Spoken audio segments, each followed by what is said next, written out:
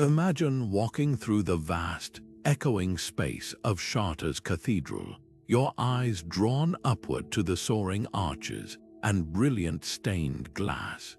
You feel the cool stone beneath your feet, unaware that every step you take is tracing patterns laid down centuries ago, patterns that hold mathematical secrets connecting Earth to the cosmos. These ancient floors are not mere decoration. They are intricate puzzles, sacred blueprints designed by master builders who saw geometry as divine language. What if I told you that beneath the worn stones of Europe's great cathedrals lies a hidden world of mathematical precision, one that blends science, spirituality, and art into a single breathtaking vision? This is the mystery we're about to explore, the sacred geometry woven into the very foundations of these architectural marvels. Why does this intersection of mathematics and spirituality still captivate us today? In an age of satellites and supercomputers, we might assume we've moved beyond the wisdom of medieval artisans.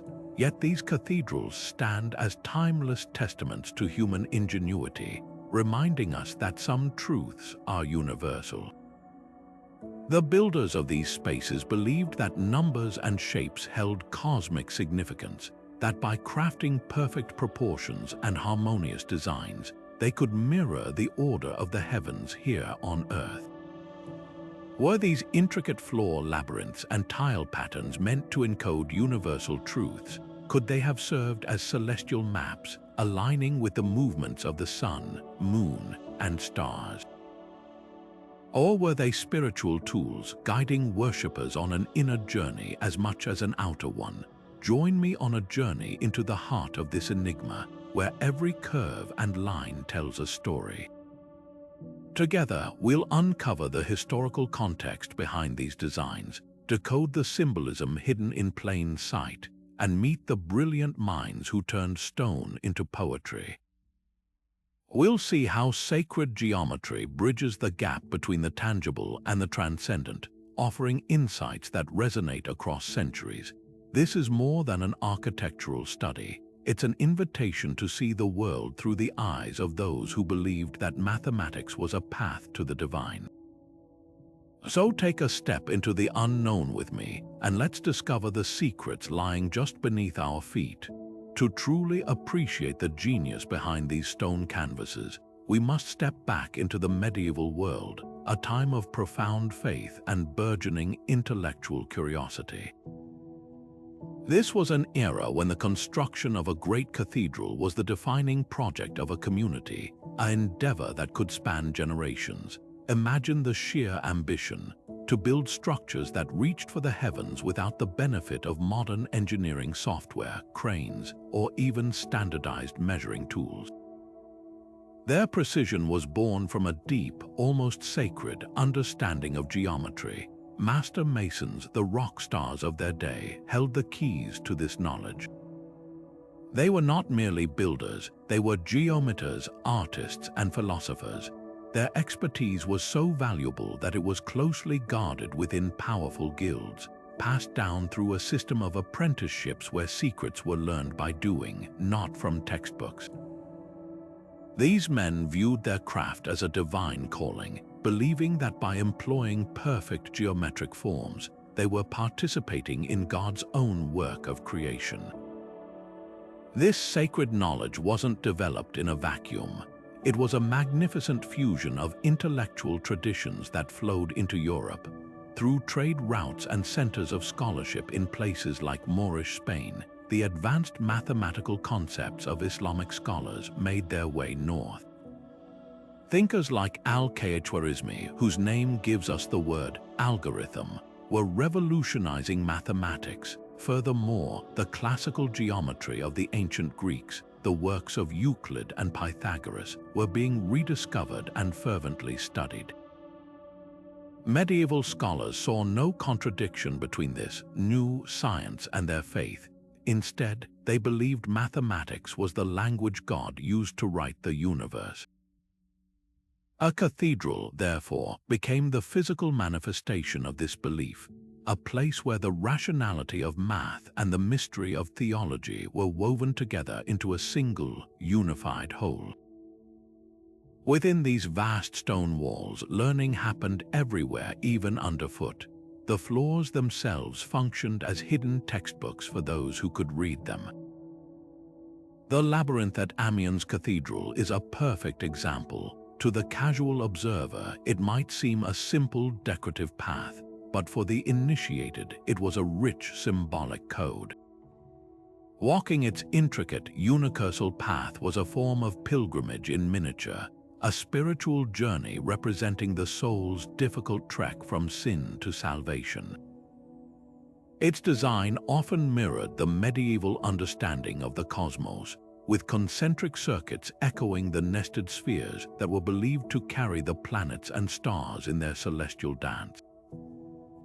This wasn't just art, it was a cosmological map and a theological lesson etched into stone, reflecting a world view where the earthly and the heavenly were intimately and mathematically connected.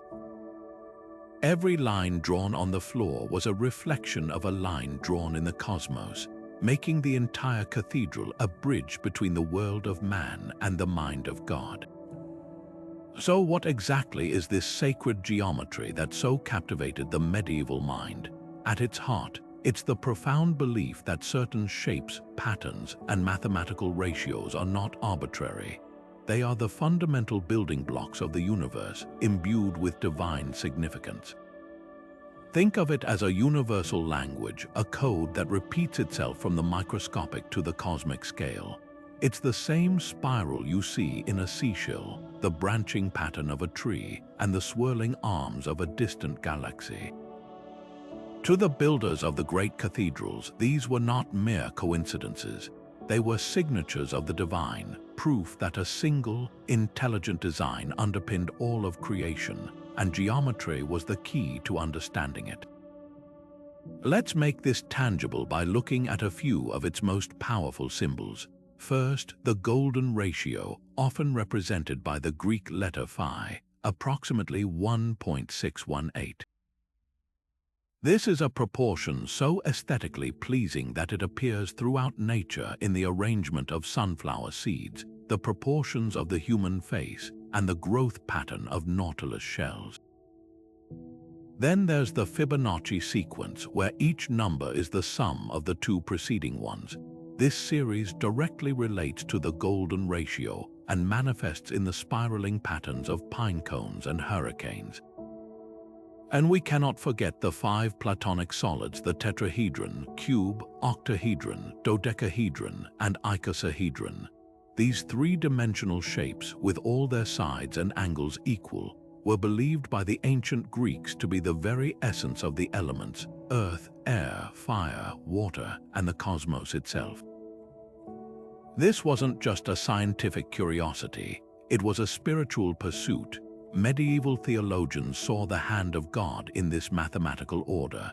Saint Augustine famously wrote that numbers are the thoughts of God, arguing that the divine wisdom could be accessed through the study of mathematics. Centuries earlier, Plato had declared, God ever geometrizes, suggesting that the act of creation was itself an act of geometry. For the master mason laying out a cathedral floor, his compass and straightedge were not just tools, they were instruments of revelation. With these simple devices, he could generate breathtaking complexity. By swinging an arc from a central point, he could create a perfect circle, symbolizing unity and eternity. Intersecting two circles could form a vesica piscis, an almond shape that became a symbol of creation and the intersection of the divine and the material worlds. From there, he could inscribe triangles, squares, and pentagons, each shape layering on new meaning and symbolic weight, constructing a visual sermon in stone. This entire process was a meditation on the very nature of creation. Just as God brought order from chaos in the book of Genesis, the mason used geometry to bring harmonious order from a rough block of stone. The cathedral floor, therefore, was far more than a surface to walk upon. It was a microcosm, a miniature model of a perfectly ordered universe, reflecting the macrocosm of the heavens above. Every line drawn was an act of devotion, every proportion a prayer. This deep, philosophical foundation is what transforms a simple tile pattern into a profound statement, bridging the vast gap between abstract mathematical truth and tangible, awe-inspiring art. It is this language that we must learn to read if we are to truly understand the secrets hidden beneath our feet. Among the most captivating examples of this sacred geometry are the great labyrinths embedded in the stone floors of medieval cathedrals. Far from being simple mazes designed to confuse, these were intricate, unicursal paths, a single, winding route leading inexorably to a center. The most renowned of these is at Chartres Cathedral, a masterpiece laid down in the early 13th century. For a medieval pilgrim who could not make the long and perilous journey to Jerusalem, walking this labyrinth served as a powerful substitute, a symbolic pilgrimage right there in the nave. Each deliberate step was an act of devotion, a physical metaphor for the soul's arduous journey through the trials of life toward spiritual enlightenment and ultimate unity with the divine. This was not a race. The path was designed for slow, contemplative movement, a walking meditation where the destination was found in the journey itself. The design of these labyrinths is a stunning feat of geometric precision, deeply encoded with the medieval understanding of the universe. The classic pattern, like the one at Chartres, is an 11-circuit design, meaning the path winds through 11 concentric circles before reaching the central rosette. This number 11 itself is rich with symbolic meaning, often associated with transgression and imperfection, perhaps representing the human condition that the pilgrim seeks to overcome. Furthermore, the entire design is meticulously divided into 4 quadrants by a subtle cross, a shape not always immediately visible but fundamental to its structure. This 4-part division reflects the medieval cosmological model of the 4 elements: earth, air, fire, and water, as well as the 4 seasons and the 4 cardinal directions, grounding the spiritual journey in the very order of the natural world. This layout was a direct reflection of the pervasive concept of the harmony of the spheres, the belief that the planets and stars moved in their orbits according to divine mathematical principles that created a celestial music. The winding path of the labyrinth, with its precise, measured turns, was seen as a mirror of these planetary orbits. To walk it was to physically trace a pattern that echoed the movement of the heavens, aligning the individual's spiritual rhythm with the cosmic dance above. The center of the labyrinth represented the still point, the unmoved mover, the divine source around which all of creation gracefully turned. In this way, a person could literally walk a model of the cosmos, experiencing the connection between the microcosm of their own soul and the macrocosm of the universe. This ancient practice continues to resonate powerfully with modern visitors. Today, people from all walks of life are drawn to these stone paths, often removing their shoes to feel the cool, ancient stone beneath their feet. Many report entering a deep state of meditation, their minds quieting as they focus on the simple act of placing one foot in front of the other. The repetitive, predictable nature of the path allows the analytical mind to rest, often leading to moments of unexpected clarity, peace, or creative insight. This enduring psychological impact suggests that the builders tapped into something fundamental about human consciousness and our innate response to ritualized movement and ordered pattern. Historians continue to debate the precise liturgical use of these labyrinths. Some theories suggest they were used for Easter dances, where clergy would process along the path in a complex ritual celebrating Christ's resurrection. Others propose they served as a sophisticated educational tool for teaching the complex journey of the soul through purgatory or the narrative of salvation history to a largely illiterate populace. By walking the story, the lessons were learned not just intellectually but physically and emotionally, etched into memory through movement. Whether used for formal ritual or personal contemplation, these labyrinth floors were far more than decoration. They were functional, multi-layered instruments that encoded an entire worldview, a complete philosophy of humanity's place within a divinely ordered cosmos, waiting to be unlocked by anyone willing to take the first step. This same geometric genius that lifted stone towards the sky was also meticulously mapped across the floors underfoot, creating a seamless unity of design from the highest vault to the ground you walked on.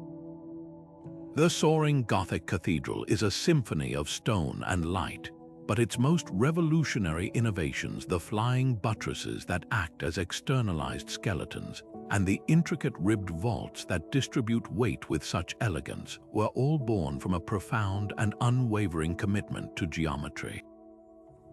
These were not just structural solutions, they were philosophical statements. The builders believed that the universe itself was constructed according to divine mathematical principles, and by replicating this celestial order in their architecture, they were creating a literal heaven on earth. Every arch, every column, every sweeping curve was a calculated expression of this belief, and the floors were the foundational grid upon which this entire vision was laid out. To achieve this cosmic harmony, medieval masons relied on two powerful geometric design methods known as ad quadratum and ad triangulum, from the square and from the triangle. These weren't just techniques, they were the very heart of their architectural language. The ad quadratum method used the square and its derivatives as the primary generating shape.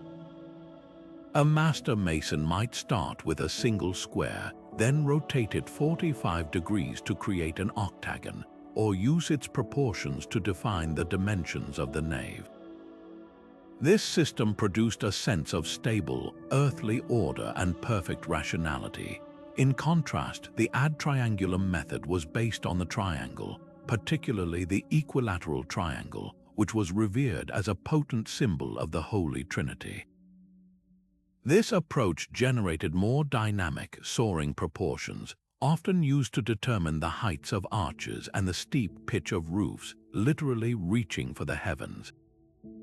By weaving these two systems together throughout a building, the architects created a perfect balance, the grounding stability of the square harmonizing with the aspirational lift of the triangle.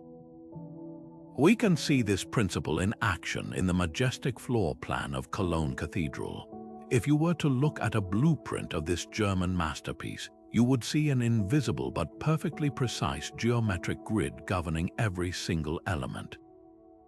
The placement of the massive columns that support the immense weight above is not arbitrary. They are located at the critical intersection points of this grid. The distance between them, the width of the aisles, even the location of the high altar, all of it is determined by a recurring modular unit based on the square. This rigorous geometric discipline ensured that every part of the building related to every other part in a perfect, harmonious proportion. A worshipper moving through that space, even if unaware of the underlying math, would subconsciously feel the profound order and balance, experiencing a sense of peace and rightness that is the direct result of this invisible framework. Our understanding of these methods is greatly enriched by the survival of a remarkable document, the sketchbook of a 13th century architect known as Villard de Honnecourt. This portfolio of drawings is a priceless window into the medieval mind, revealing that these builders thought entirely in terms of geometric schemas. Villard's pages are filled with practical diagrams showing how to use simple compass and straight-edge constructions to design everything from a complex rose window to a sturdy floor tile, from the elegant folds of a sculpted drapery to the precise elevation of a tower. In one famous drawing, he illustrates how to draft a human face using a network of squares and circles, proving that for these masters, geometry was the universal key to all creation, both natural and man-made. His sketches confirm that the same principles guiding the grand structure were also applied to the smallest decorative detail on the floor, creating a perfectly coherent world from macro to micro. This relentless application of geometry did more than just create stable buildings. It crafted an experience. The methods of ad quadratum and ad triangulum generated spaces that felt inherently divinely ordered. The repeating ratios and harmonious proportions resonate with something deep within us, creating an environment that feels both awe-inspiring and strangely familiar, a home for the soul. This consciously designed atmosphere of sacred order prepared the hearts and minds of medieval worshippers to receive the other layers of meaning encoded into the building, from the biblical stories in the stained glass to the spiritual maps traced on the floor beneath their feet. They were standing within a giant, three-dimensional geometric diagram, a testament to the belief that to encounter true beauty was to catch a glimpse of the mind of God. While the grand labyrinths capture our imagination, the true geometric genius of the cathedral floor often lies in the humble, repeated tile. Stepping across the nave, a worshipper's path would be guided by a breathtaking mosaic of interlocking shapes, each piece part of a much larger symbolic puzzle. This was not merely decorative flooring. It was a complex visual language where every color, shape, and pattern was chosen with profound intentionality. A quatrefoil, a flower-like shape formed by 4 overlapping circles, wasn't just a pretty design. It was a near-universal symbol of the 4 evangelists spreading the gospel to the 4 corners of the world. A hexagon with its 6 sides might evoke the 6 days of creation or the perfection of divine order, and perhaps the most powerful motif of all, 3 interlocking circles, created a perfect visual representation of the Holy Trinity, 3 distinct entities forming one inseparable, unified whole. These patterns transformed the very ground into a theological text, readable to anyone who knew the code. To understand the pinnacle of this art form, we must travel to Westminster Abbey in London and gaze upon the incredible Cosmological pavement before the high altar. This 13th-century masterpiece, commissioned by King Henry III, is a stunning explosion of intricate geometric mosaics crafted from rare and colorful stones like purple porphyry, green serpentine, and creamy yellow limestone. Named for the Italian craftsmen who created it, the Cosmological work is a complex web of interlocking circles, spirals, and polygons that seems to swirl with cosmic energy. But its meaning runs far deeper than its beauty. Scholars have long debated the hidden messages within its precise arrangements. Some believe the concentric circles and precise proportions encode astrological knowledge, mapping the positions of celestial bodies or serving as a kind of calendar stone. Others see it as a grand allegory for the universe itself, with Christ at the center of a harmonious, mathematically ordered creation. The pavement's inscription even boasts that it will stand until the end of the world, a bold claim rooted in the belief that its divine geometry was as eternal as the truths it represented. The choice of materials was itself a form of symbolic communication. The medieval mind saw the world through a lens of correspondences, where everything from gemstones to numbers held moral and spiritual weight. The deep red porphyry was not chosen at random. It was an imperial stone associated with royalty and, by extension, the sovereignty of Christ the King. The green serpentine might evoke renewal and the natural world, God's creation.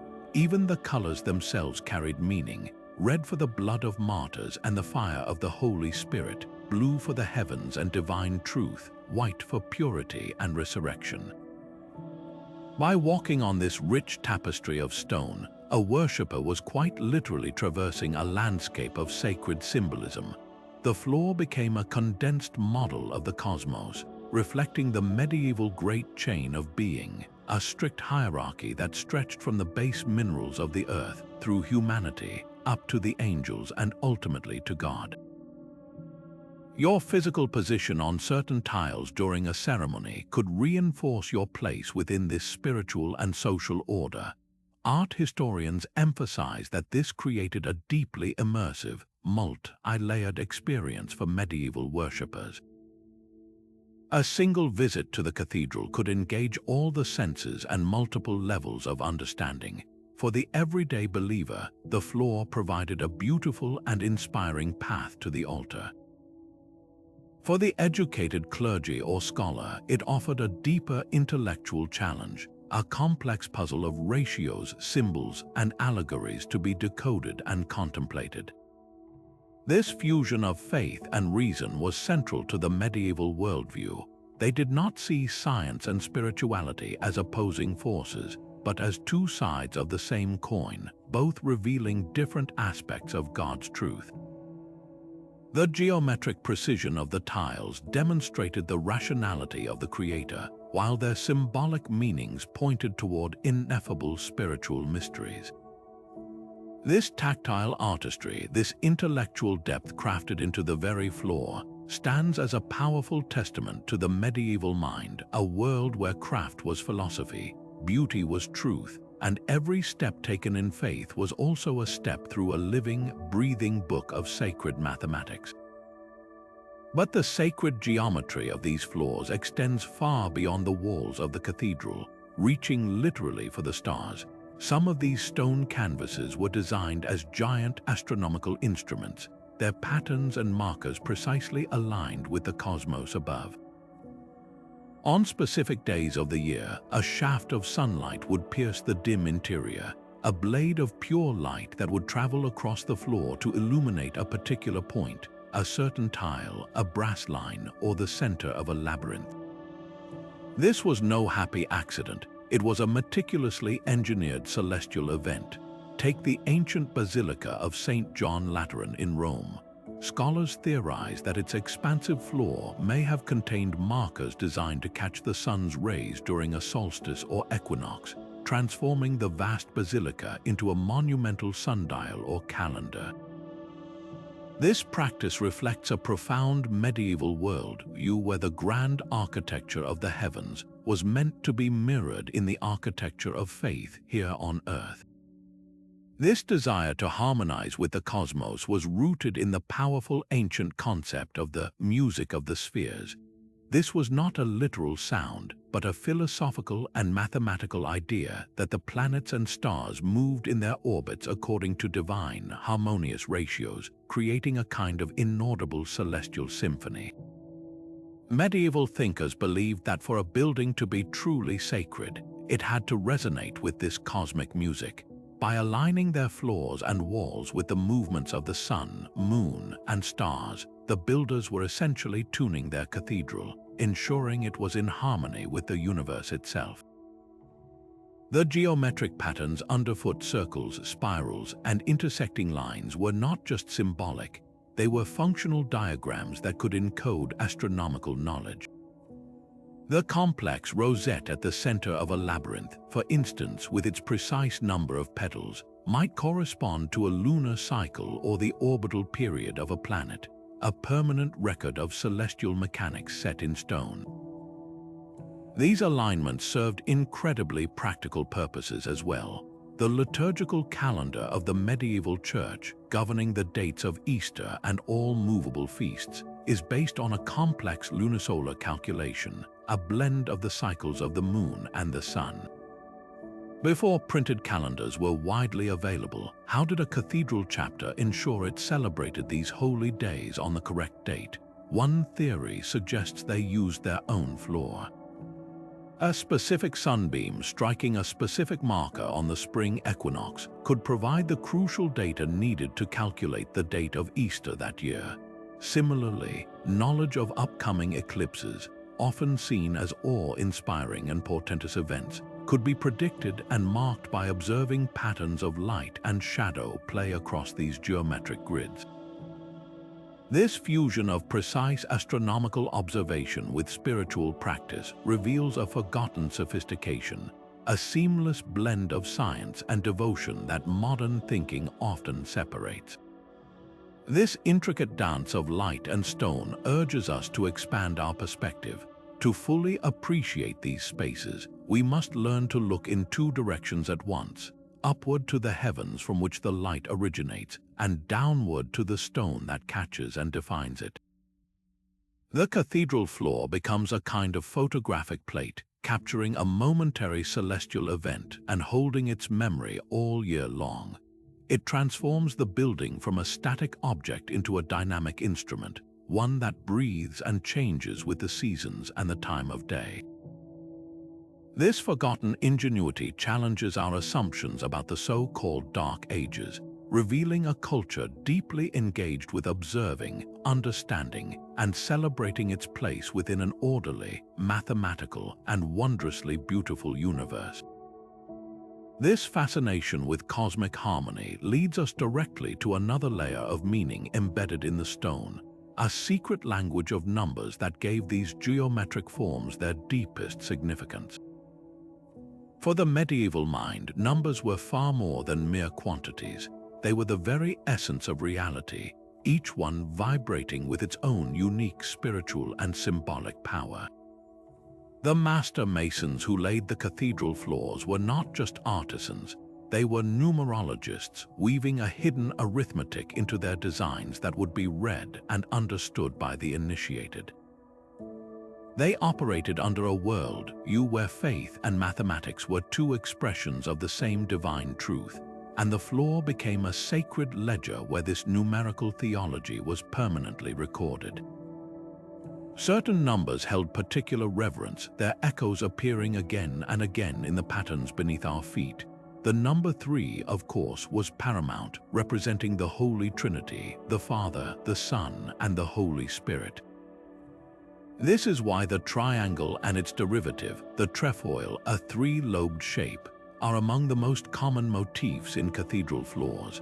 A complex tile pattern might be generated from a central point by constructing 3 interlocking circles, their overlapping areas creating a visual sermon on the mystery of 3 in 1. The number 7, symbolizing perfection and completion, is found in the 7 days of creation and the 7 sacraments. You might find it expressed in a 7-pointed star within a labyrinth center, or repeated across a field of tiles in groups of 7. Then there is the number 12, representing divine governance and order, embodied by the 12 apostles, the 12 tribes of Israel, and the 12 signs of the zodiac. This number often manifests in the dodecagon, a 12-sided polygon, perhaps framing a central medallion or defining the perimeter of a sacred space within the floor, physically placing the worshipper within a symbol of apostolic foundation. This symbolic use of numbers drew heavily from much older philosophical traditions, most notably the ideas of the Greek philosopher Pythagoras and his followers. The Pythagoreans famously believed that all is number, proposing that the entire universe could be understood through mathematics and that numbers themselves were the building blocks of reality.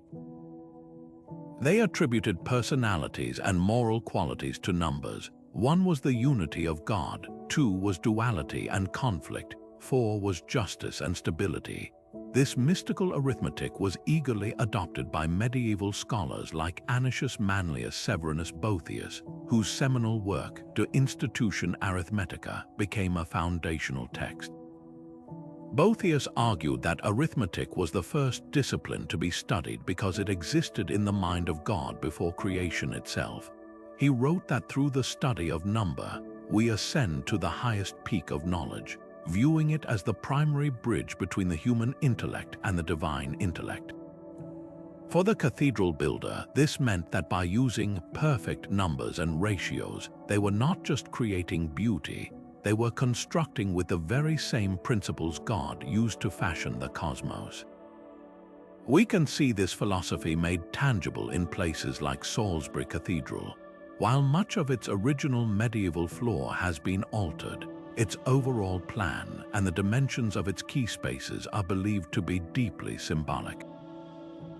The length of the nave or the diameter of a since-lost labyrinth might have been carefully measured to reflect significant biblical numbers, the number 40 representing a period of testing and purification, as in the 40 days of the flood or Christ's 40 days in the wilderness, could be encoded in the number of tiles along a processional path.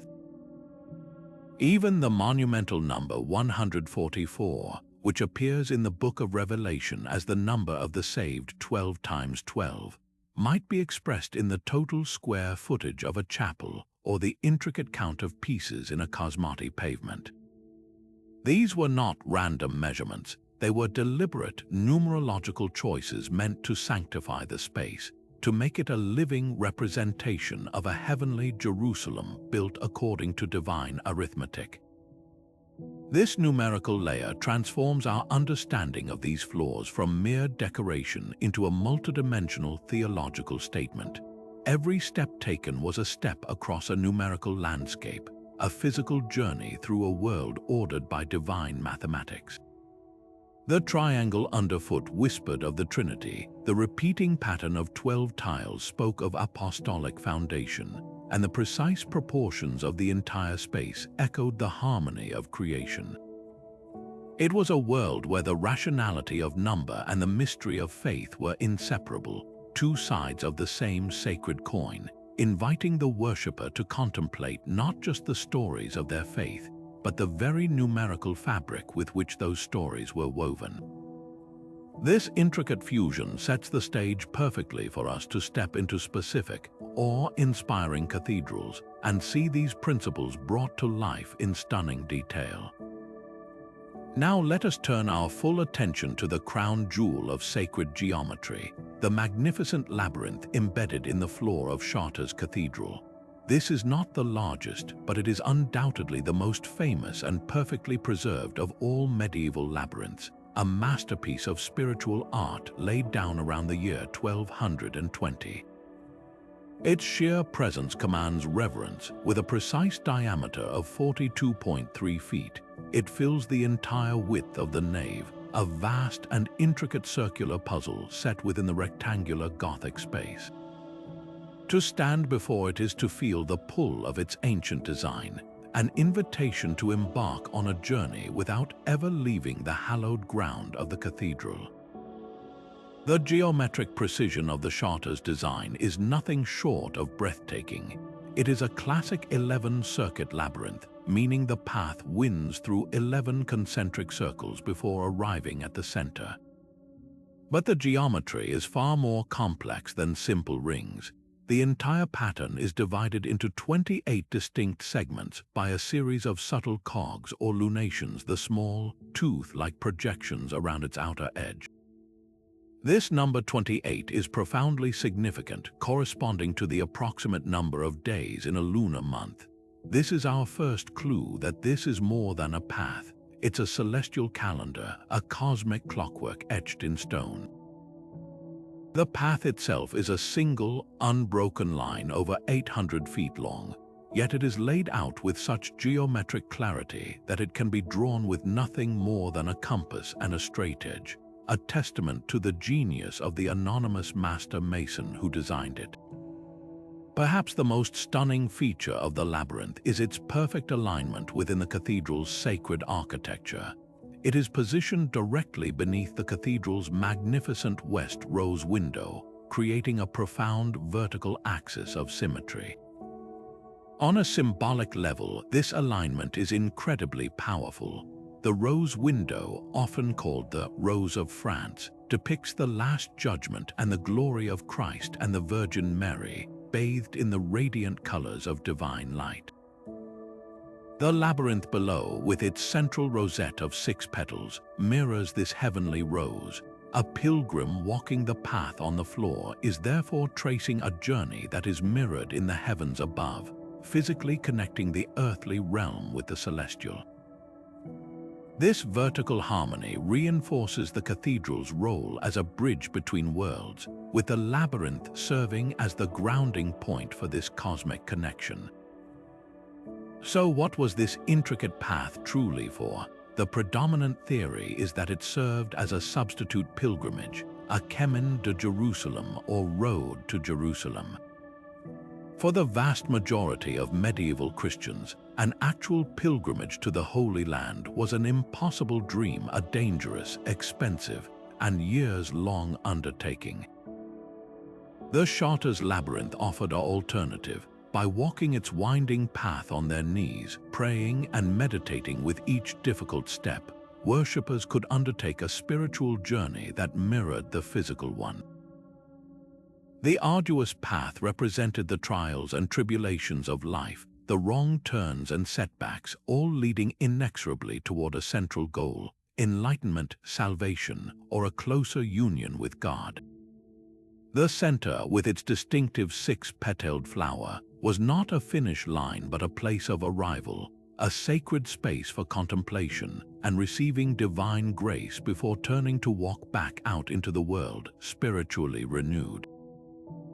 Other interpretations view the labyrinth through a cosmological lens. Medieval scholars saw the universe as a series of nested, concentric spheres, with the Earth at the center and the planets and fixed stars rotating around it in perfect, divine order. The 11 circuits of the labyrinth are seen by some historians as a model of this medieval cosmos, with the walker retracing the very orbits of the celestial bodies. The path to the center becomes a symbolic journey inward through the layers of creation toward the unmoved mover, the divine source at the heart of all things. Dr. John James, a renowned scholar of Gothic architecture, noted that the labyrinth's design is so precise that it could only have been created by a mind that understood geometry as the language of God, seeing in its curves a mathematical blueprint for the soul's ascent. This ancient power is not lost on modern visitors. Even today, on the few days each week when the chairs are cleared from the nave, you will find people from all over the world drawn to walk the path. They remove their shoes, feeling the cool, worn limestone beneath their feet, and begin a slow, mindful walk. Many report a profound sense of peace, a quieting of the mind's constant chatter as they focus on the simple, singular path ahead. It functions as a powerful tool for meditation and stress reduction, a 700-year-old antidote to modern anxiety. Theologian Dr. Lauren Artistry, who helped popularize the contemporary labyrinth movement, speaks of its ability to quiet the mind, calm the anxieties of the soul, and open the heart. She observes that walking it is a threefold process: releasing on the way in, receiving in the center, and returning on the way out to integrate the insights gained. This enduring appeal, cutting across cultures and creeds, speaks to a universal human need for contemplative, embodied ritual. The Chartres Labyrinth stands as the ultimate testament to the hidden geometry of cathedral floors. It is where abstract mathematical principle, profound theological symbolism, and powerful human experience converge into a single, unforgettable masterpiece. It is a map of the cosmos, a model of the soul, a calendar of the skies, and a path to the divine, all encoded in a perfect arrangement of stone. To understand this labyrinth is to understand the medieval mind at its most brilliant, a mind that saw no division between the rational and the spiritual, between the geometric and the sacred. It challenges us to look down, to pay attention to the ground beneath our feet, for we never know what universe of meaning might be waiting there, just waiting to be walked. Just as Chartres offers a masterclass in cosmic symbolism, the floor of Amiens Cathedral presents a different, yet equally profound, geometric puzzle.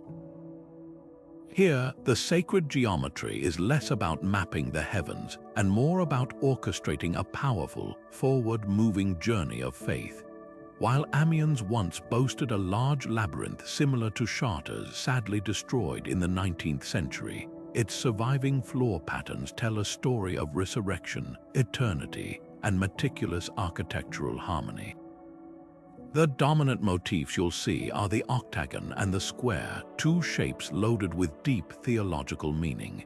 The octagon, an eight-sided figure, was a powerful early Christian symbol of rebirth and new beginnings. Why 8? Because it was on the 8th day, the day after the Jewish Sabbath, that Christ rose from the dead, effectively creating a new creation and a new week. Baptisteries were often octagonal for this reason, and here on the floor, the shape serves as a constant, subtle reminder of the promise of resurrection that awaits the faithful at the end of their earthly journey. Paired with the square, a symbol of the earthly realm, the four elements and stability, the combination creates a powerful dialogue between the temporal world we walk in and the eternal, perfected world to come. This symbolic geometry is not scattered randomly.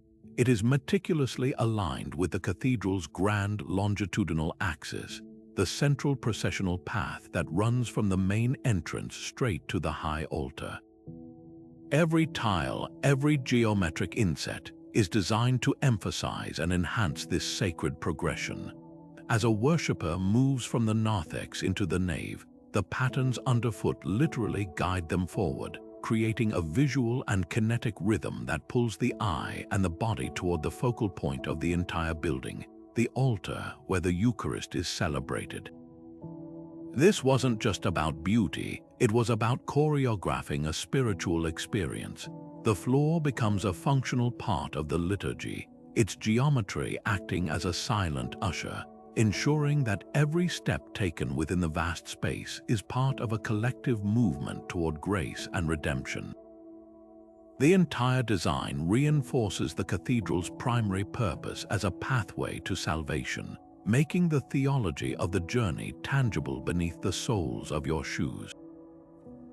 The incredible precision of this design becomes even more astonishing when we learn how it was achieved. Recent restoration and archaeological investigations have peeled back layers of history, revealing the astonishingly simple yet brilliant methods of the original builders. Before a single stone was laid, master masons would have first laid out the entire floor plan on the bare earth or a tracing floor using nothing more than ropes, wooden stakes, and chunks of colored chalk or charcoal. They employed practical geometry that would have been familiar to Pythagoras himself, creating perfect right angles using a simple 3-4-5 triangle knotted into a rope and generating vast circles from a central stake and a length of cord. These underlayers of planning, occasionally glimpsed during restoration, show a network of guiding lines and arcs, the ghostly blueprint for the masterpiece above. This painstaking process, conducted on a monumental scale, demonstrates that every inch of the floor was the product of intense forethought and geometric rigor, transforming the entire nave into a giant geometric construction diagram brought to life in polished stone. Modern technology has allowed us to appreciate this planning with newfound clarity. Researchers employing high-precision laser scanning and photogrammetry have been able to create incredibly detailed three-dimensional maps of the cathedral's interior, including its worn floor surfaces. These digital models have uncovered hidden symmetries and proportional relationships that are invisible to the naked eye. The scans often reveal that key points in the tile patterns, the center of an octagon, the corner of a square, align perfectly with the springing points of arches overhead or the centers of columns, proving that the floor was the foundational grid for the entire building's elevation. This data confirms that the medieval builders worked from a single, unified geometric scheme, applying it consistently from the ground up. The floor wasn't an afterthought, It was the starting point, the generator from which the entire symphony of stone was composed. One of the most compelling discoveries from this digital analysis is the apparent use of the golden ratio, often denoted by the Greek letter phi, approximately 1.618. This irrational number, celebrated for its aesthetically pleasing properties, appears to govern the proportions of many of the floor's geometric panels. Researchers can analyze the scans and find that the relationship between the sides of a rectangle or the arrangement of octagons within squares often approximates this golden proportion. This creates a subconscious sense of harmony and balance for anyone walking through the space. Our brains are seemingly wired to find this ratio beautiful, and its presence here is no accident. The masons, through their practical geometric methods and trained eyes, were able to incorporate this natural harmony into their work, crafting an environment that feels inherently right, peaceful, and divinely ordered. The floor of Amiens Cathedral is far more than a decorative surface. It is a testament to a world view where beauty was not subjective but objective, a mathematical truth waiting to be uncovered and employed in the service of God. It challenges us to see the profound intelligence embedded in what we so easily walk upon, reminding us that true artistry lies in the seamless marriage of deep meaning, meticulous planning, and breathtaking execution. To bring these breathtaking geometric visions to life, medieval masons relied on an elegantly simple yet profoundly powerful toolkit. Their primary instruments were not complex machines, but the timeless compass and straightedge, tools that had been used by geometers since the days of ancient Greece. With just a metal point to mark a center, a length of string to act as a radius, and a straight piece of wood or metal to draw lines, these artisans could generate the entire universe of sacred shapes that adorn cathedral floors. The compass allowed them to swing perfect arcs and create flawless circles, the fundamental symbol of unity and eternity. The straight edge ensured their lines were true, creating the angles and intersections that would form the basis of more complex patterns. This minimalist approach was a philosophy in itself. By using only these basic tools, they were demonstrating that divine perfection could be achieved through pure, unadulterated geometric principle, without the need for complex technology. The sheer scale of a cathedral floor presented a monumental challenge. How do you ensure that a geometric pattern remains perfectly proportional and aligned across a space that's over 100 feet long? The answer lay in the ingenious use of grids and modular design, all executed with simple ropes and stakes. Before any stone was cut or laid, the master mason would first establish a master square or circle on the tracing floor, a large, flat surface of plaster or earth where full-scale plans were drawn. This master module would then be subdivided using techniques based on Pythagorean theorems. For instance, to create a perfect right angle, the essential building block of a square grid, they would use a knotted rope. A rope with knots spaced in a 3-4-5 ratio would form a perfect right triangle when stretched taut, a practical application of the Pythagorean theorem that guaranteed their initial layout was perfectly square. This primary grid became the invisible skeleton upon which the entire decorative skin of the floor was built, ensuring harmony from one end of the nave to the other. From this foundational grid, an astonishing array of complex patterns could blossom through a series of simple, repeatable operations. To bisect an angle, a mason would simply place his compass at the vertex, swing an arc that intersected both sides, then from those intersection points, swing 2 more arcs that would cross. A straight line drawn from the vertex through that crossing point would perfectly split the angle in 2. To inscribe a circle within a square, he would draw the square's 2 diagonals. Where they crossed was the exact center, and the distance from that center to any side was the radius. By repeating these fundamental operations, bisecting, intersecting, inscribing, The mason could generate incredibly intricate designs. A series of intersecting circles drawn from the points of a hexagon could produce a complex six-petaled rosette. Rotating a square inside another square and connecting the points could create an eight-pointed star, a symbol of regeneration. What looks to our eyes like bewildering complexity is, in reality, the product of a logical, step-by-step geometric process, a kind of visual mathematics where each step flows perfectly from the last.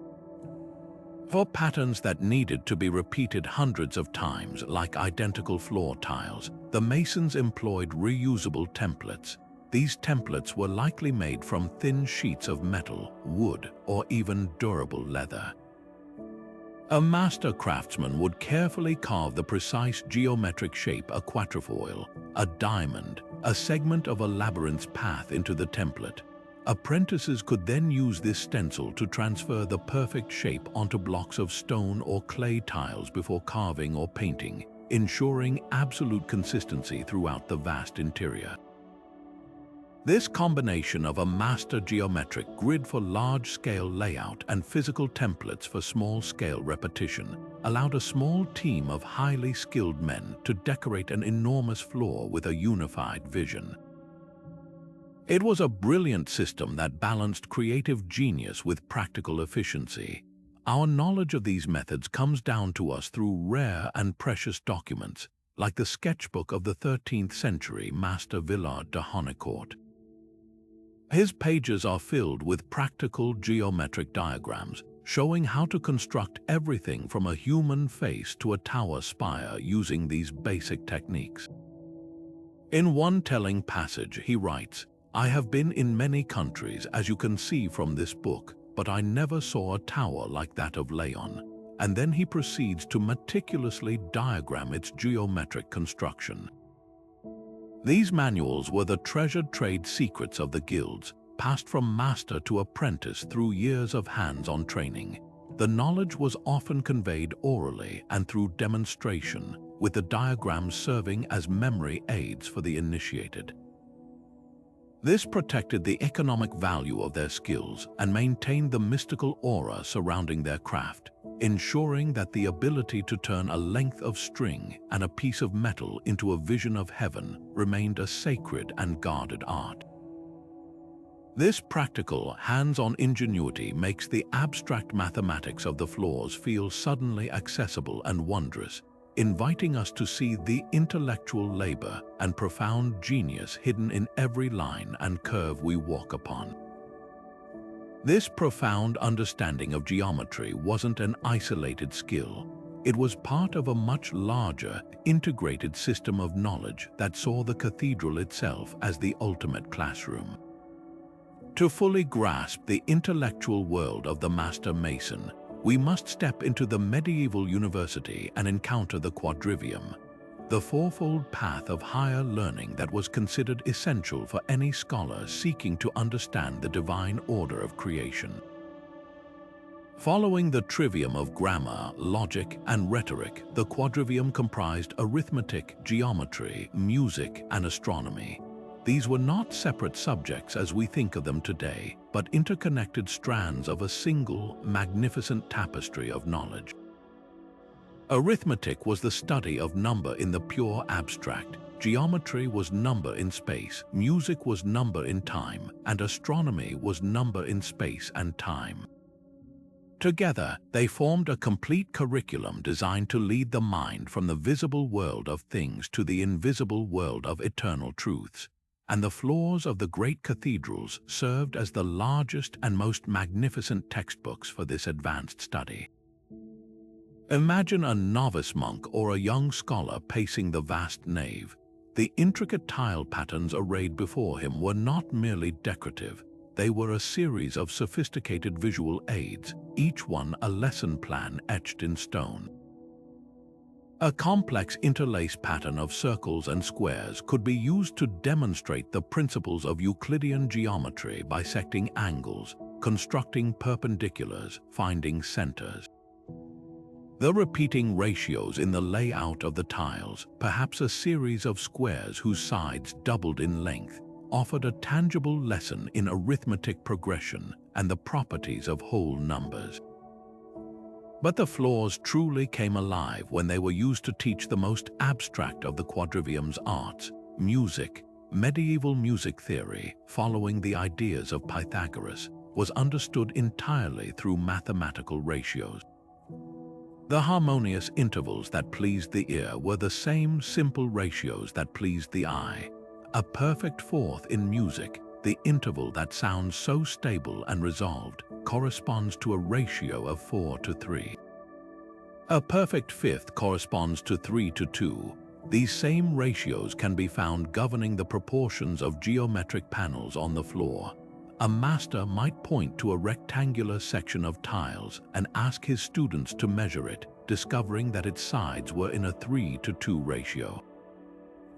He would then explain that this very same proportion creates the musical harmony they sang in the choir, visually linking the harmony of space to the harmony of sound.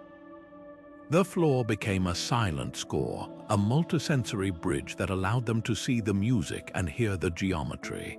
This learning was not meant to be a passive, intellectual exercise confined to the mind. It was meant to be embodied, to be walked, to be felt in the muscles and the bones. This is where the practice of walking the labyrinth transforms from a spiritual pilgrimage into a profound pedagogical tool.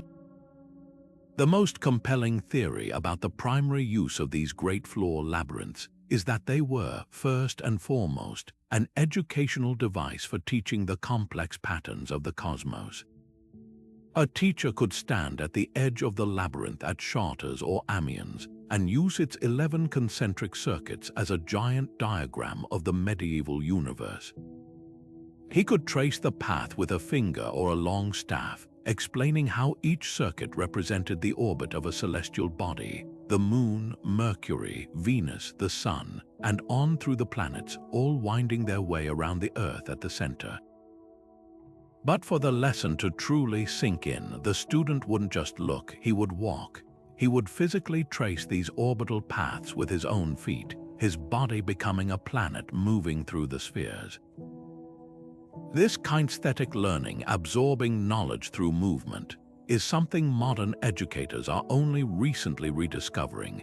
Dr. Rebecca K. Frazier, a historian of medieval education, notes that this embodied cognition, this idea that we think with our whole bodies, was intuitively understood by these masters.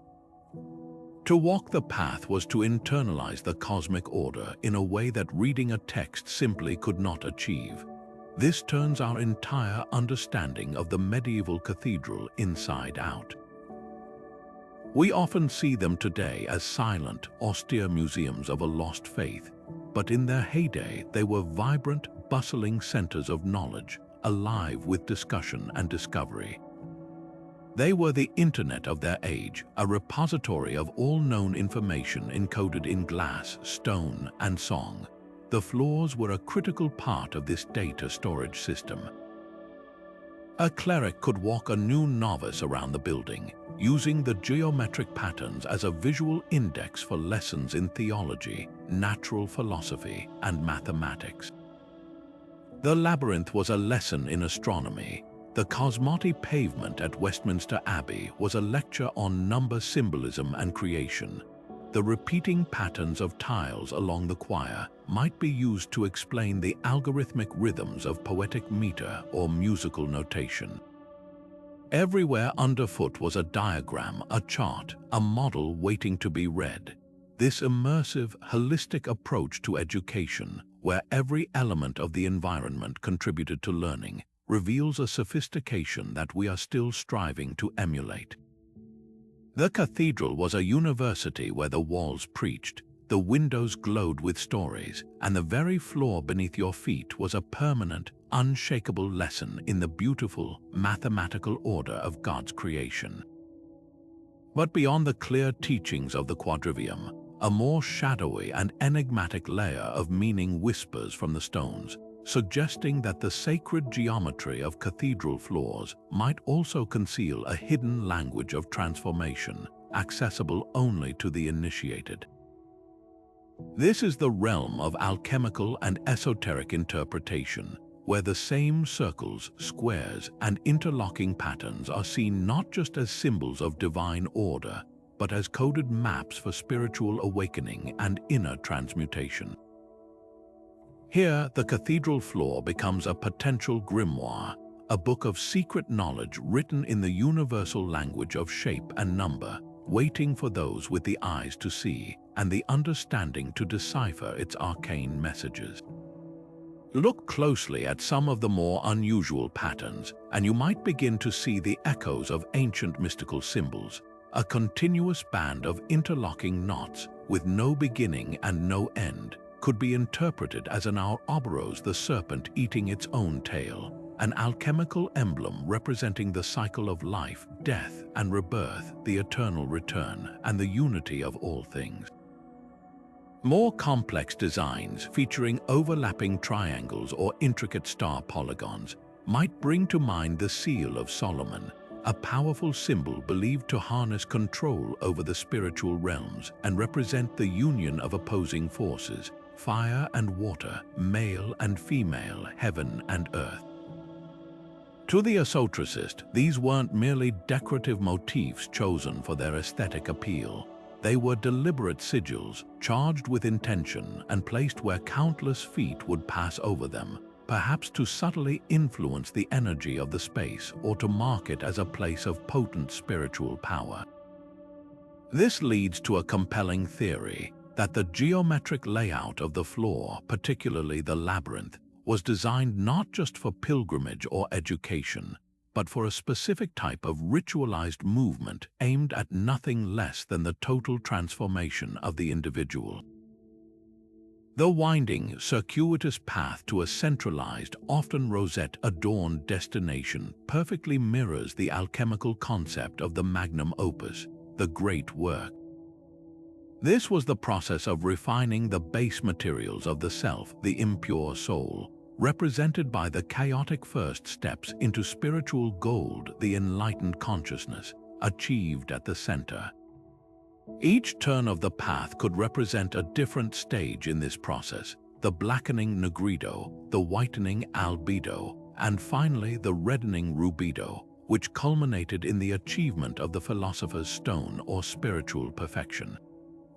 By walking this path with focused intent, an initiate might symbolically and energetically undergo this profound inner alchemy, using the architecture of the cathedral as a giant, three-dimensional ritual tool to access altered states of consciousness and achieve union with the divine. Historians, of course, vigorously debate these interpretations. Scholars like Dr. Nicholas Temple argue that while the medieval mind was certainly fascinated by symbolism and correspondence, projecting later Rosicrucian or high alchemical ideas onto 13th century floors is anachronistic. He suggests that many of these patterns had well-established Orthodox Christian meanings that were perfectly sufficient for their time. Conversely, other researchers, such as the art historian Dr. Andrea von Habsburg, point to the well-documented exchanges between cathedral schools and the Islamic world, where advanced mathematics, astronomy, and Hermetic philosophy were flourishing. She posits that it is not only possible but likely that more esoteric concepts filtered into the symbolic vocabulary of the master masons, creating a rich, multi-layered design language that could operate on both an exoteric level for the general public and an esoteric one for a smaller, more educated circle. This debate itself adds a delicious layer of mystery. The absence of a definitive answer means the floors retain their power to provoke wonder and speculation. This tantalizing ambiguity is amplified when we venture into some of Europe's lesser-known cathedrals. The floor of the Siena Cathedral, for instance, features a stunning array of inlaid marble panels, one of which depicts the pagan figure of Hermes Trismegistus, the legendary founder of alchemy and Hermetic philosophy, standing alongside other sibyls and virtues. His presence in such a prominent Christian space is startling and begs for explanation. Was this a nod to the idea of a Prisca theologia, a belief that all wisdom, whether pagan or Christian, originated from a single divine source? In the Cathedral of Saint Quentin in France, unusual geometric patterns that don't conform to standard Christian iconography have long fueled local legends about the involvement of the Knights Templar or other secretive orders, suggesting that the floor plans themselves might hold coded messages about the location of relics or hidden knowledge. While these theories often reside on the fringes of academic history, they speak to the powerful human desire to find deeper, hidden narratives woven into the fabric of our most sacred spaces. This arcane angle does not diminish the sacred geometry of the floors. Instead, it deepens it, adding a thrilling dimension of intrigue. It reveals that geometry was not merely a tool for revealing divine order, but could also be a method for concealing profound mysteries, a way of speaking in a code that only the worthy could understand. It perfectly captures the medieval spirit where the boundaries between science, religion, and magic were wonderfully porous and fluid.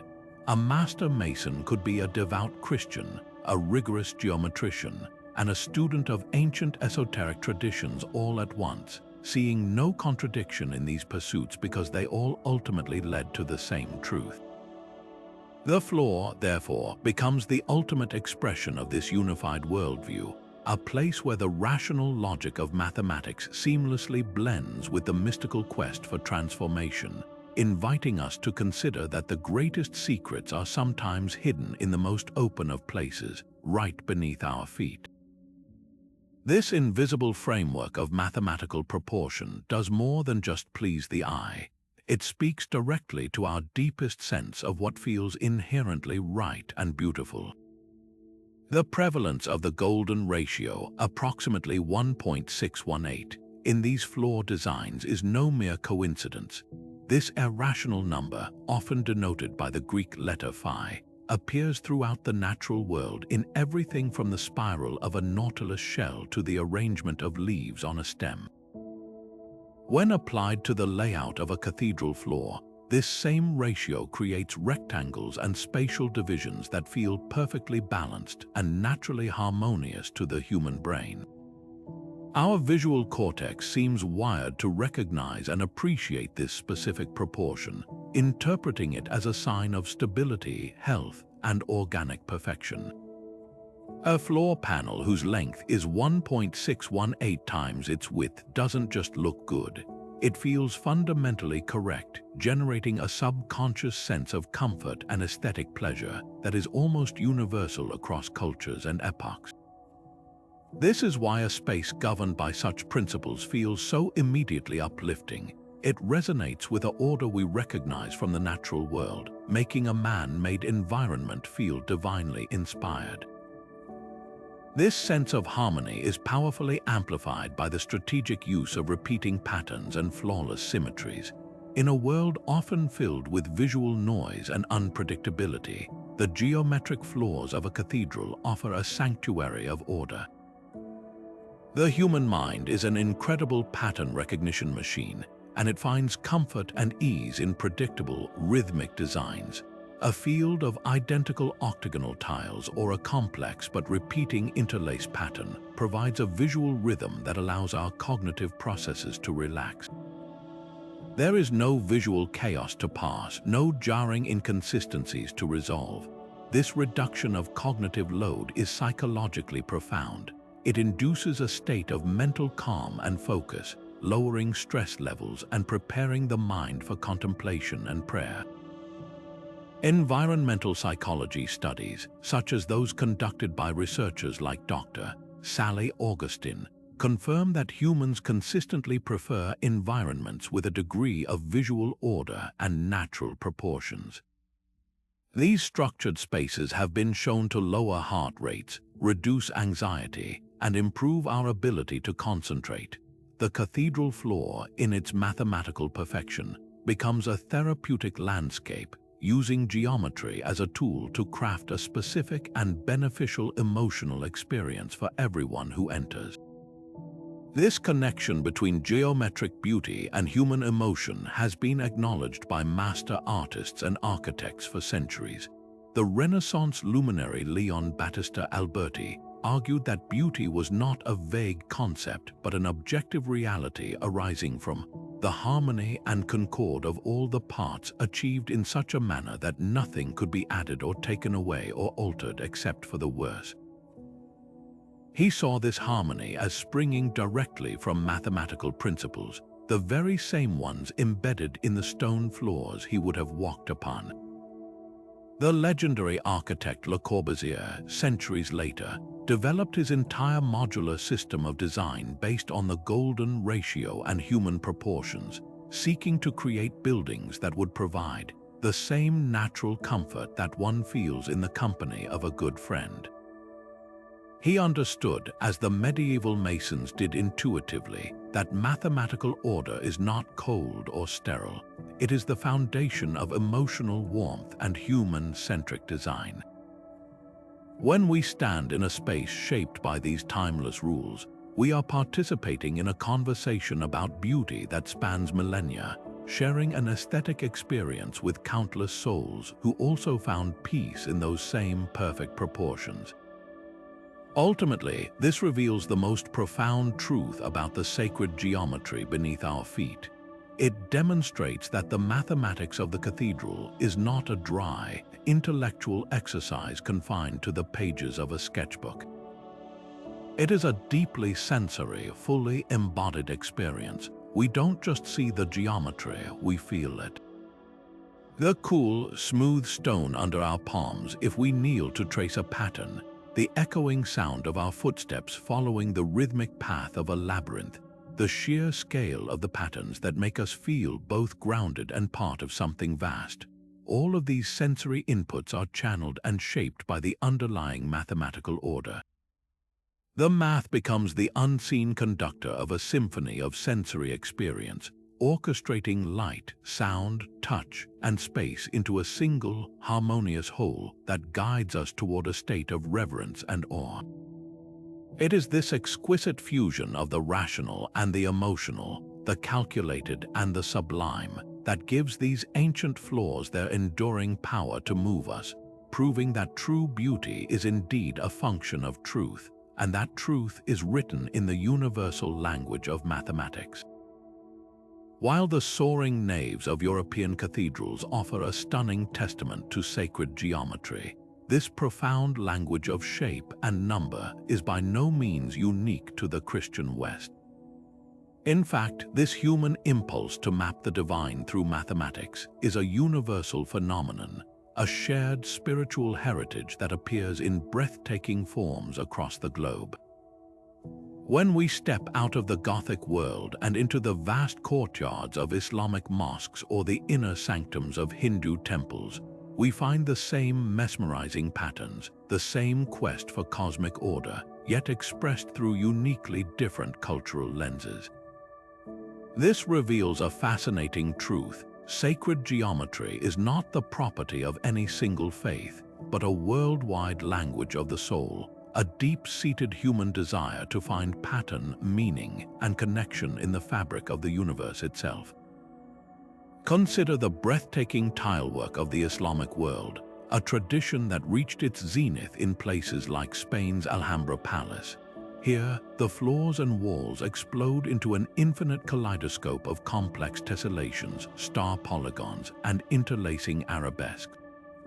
At first glance, these designs might seem purely decorative, but they are deeply theological.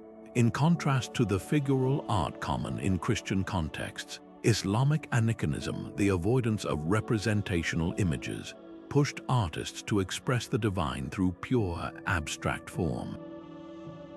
The endlessly repeating, perfectly balanced patterns are a direct visual expression of the infinite and indivisible nature of Allah. There are no beginnings and no ends in these designs. Your eye is drawn along an eternal path that never breaks, symbolizing the infinite power and unity of God. This stands in fascinating contrast to the Christian labyrinth, which is a very specific, linear journey with a clear start, a defined path of tribulation, and a singular destination representing salvation. One tradition uses geometry to represent a spiritual journey through time. The other uses it to represent a divine reality that exists outside of time entirely. Traveling to South Asia, we encounter another profound expression of sacred geometry, the Hindu temple mandala. Unlike the stone floors of cathedrals, the most famous mandalas are often temporary, meticulously crafted from colored sand by Buddhist monks as a profound meditation on impermanence. Yet their geometric principles are eternal. A mandala is typically a concentric diagram with a central deity surrounded by a square palace with 4 elaborate gates, representing the entire cosmos in perfect, balanced harmony. The process of its creation is a ritual in itself, a meditative act of bringing order from chaos. Once completed, the mandala is not meant to be preserved. It is ritually destroyed, its colored sands swept up and poured into a river to signify the transitory nature of all material existence. This is a powerful departure from the permanence sought by the medieval masons.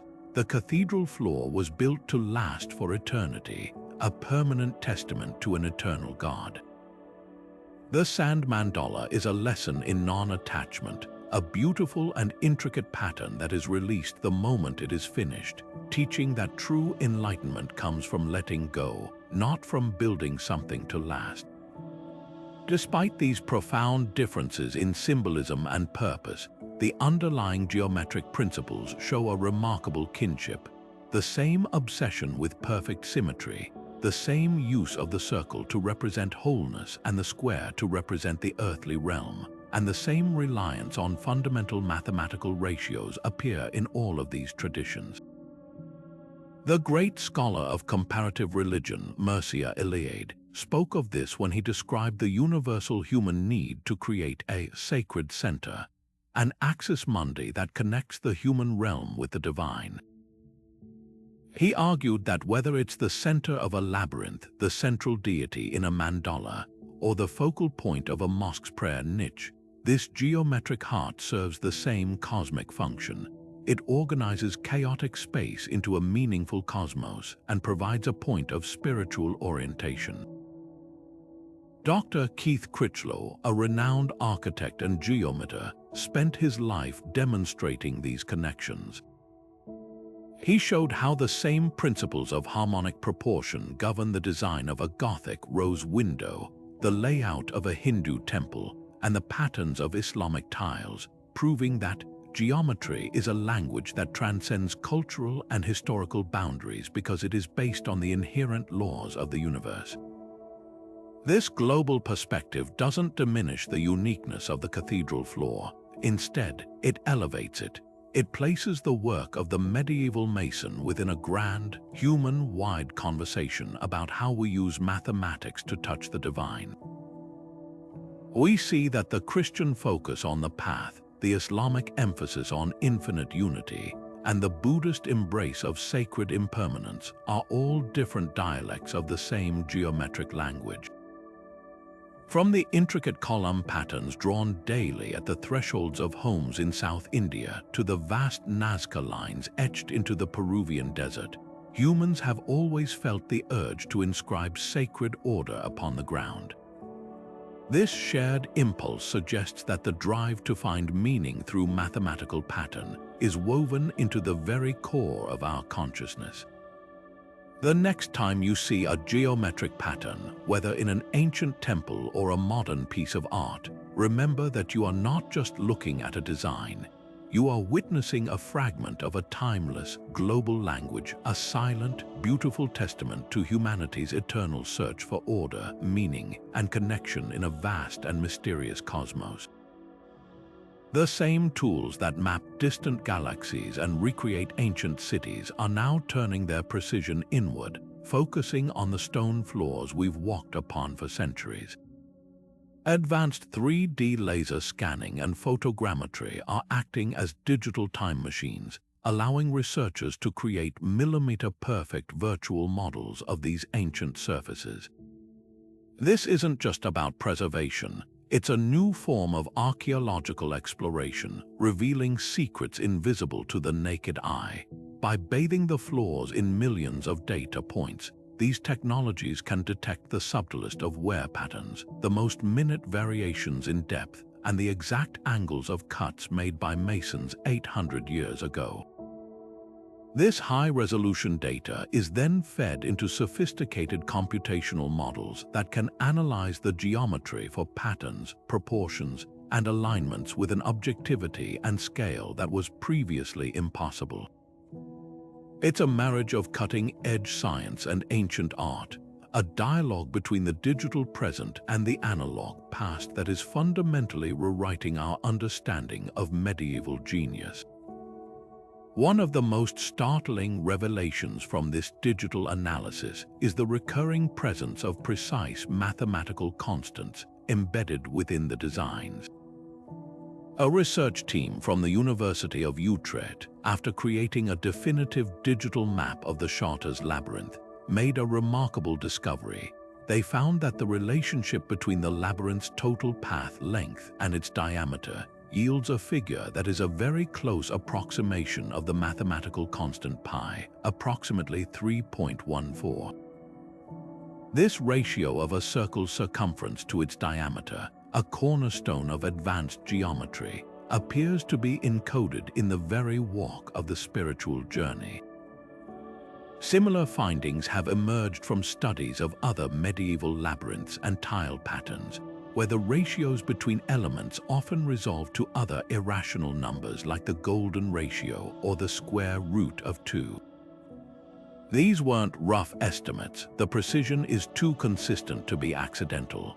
It suggests that the master masons possessed a working knowledge of these constants, likely passed down through oral tradition and practical application, and saw their inclusion as a way to infuse their work with divine, universal truth.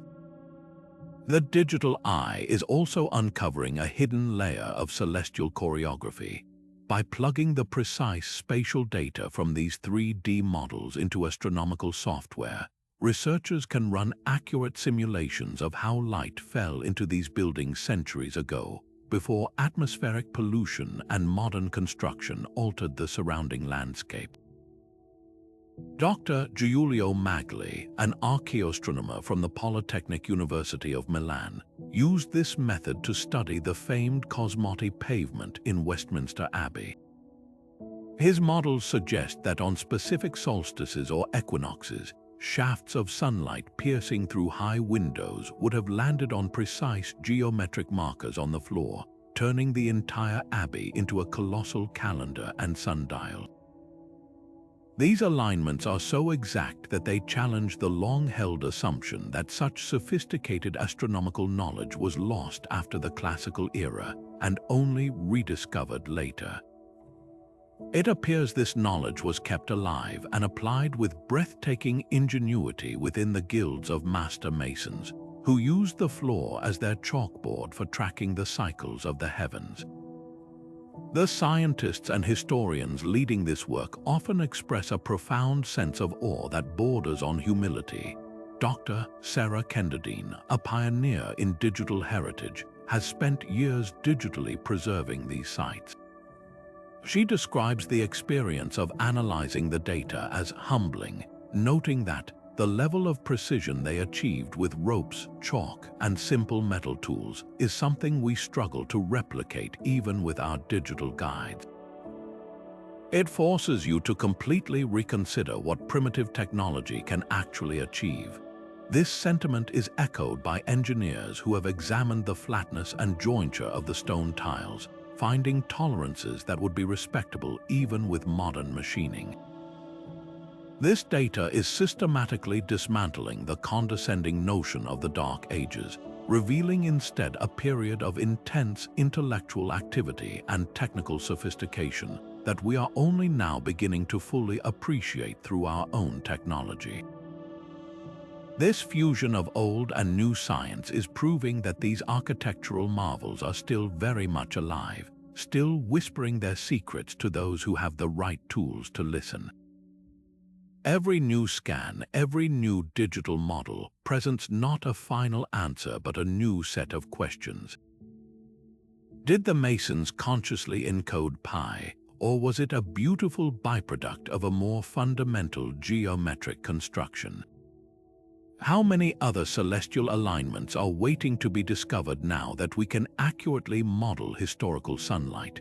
The process is inspiring a new generation of interdisciplinary collaboration, where art historians work alongside astrophysicists and software developers to become cryptographers of stone and light. It demonstrates that the mystery is far from solved.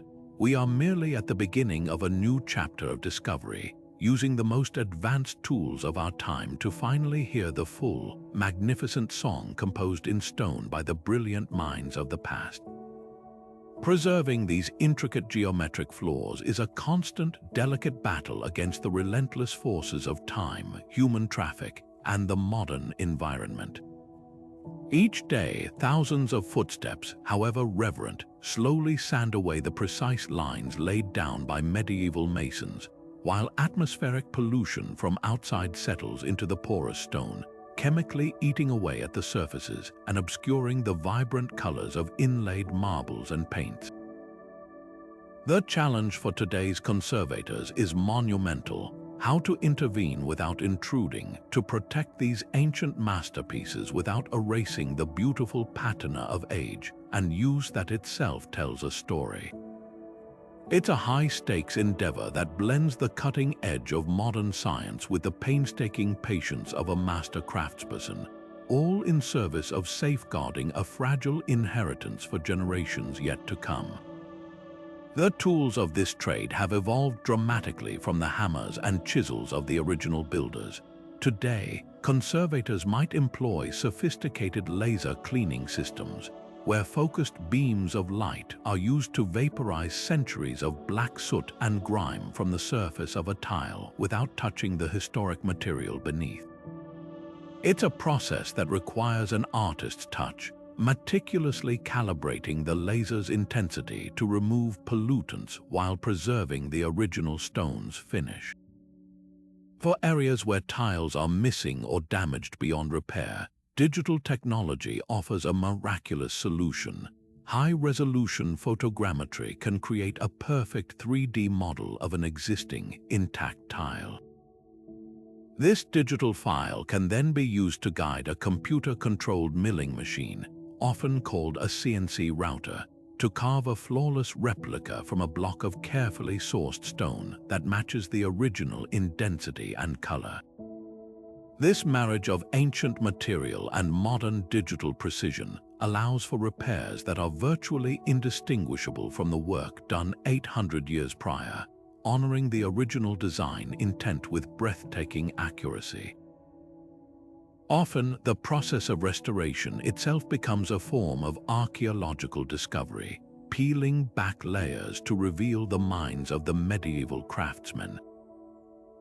There are countless stories of conservators carefully removing a tile from the 19th or 18th century, only to find the original medieval piece beneath, hidden away and protected by a later, well-intentioned but inaccurate repair. In one cathedral in northern France, restorers discovered that a section of the Labyrinth's path had been slightly misaligned during a prior renovation. As they excavated, they found the original mason's guidelines' faint chalk marks and incised lines still visible on the substrate, revealing the true intended geometry. In another instance, conservators working on the Cosmological pavement at Westminster Abbey found tiny, discrete numbering systems scratched into the bottoms of tiles, indicating the order and position for assembly, a medieval IKEA manual written in stone. These findings are profoundly moving. They are intimate glimpses into the workshop practices of the past, revealing a level of planning and meticulousness that commands our utmost respect. This very act of discovery fuels one of the most passionate ethical debates in the conservation world, the question of authenticity. When a floor is heavily damaged, should restorers strive to return it to its presumed original 13th century state, even if that means removing centuries of subsequent history? Or should they preserve all alterations, viewing the repairs and changes made in the 15th, 17th, and 19th centuries as valuable historical records in their own right? This is not a simple choice. A purist approach seeks to reveal the master mason's initial vision in all its geometric glory, but in doing so, it can erase the evidence of how a community loved, used, and maintained its cathedral across the generations. A preservationist approach honors the full timeline of the object, but can result in a visually confusing patchwork that obscures the powerful, unified geometric statement. There is rarely a perfect answer, and each project becomes a deeply considered negotiation between these competing philosophies of history and art.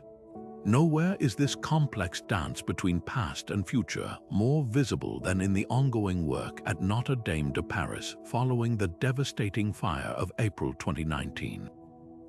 While the world's eyes were fixed on the collapsed spire and ravaged roof, teams of conservators were engaged in a monumental effort beneath the rubble, carefully mapping, collecting, and cataloging the thousands of fragments of the cathedral's historic floor.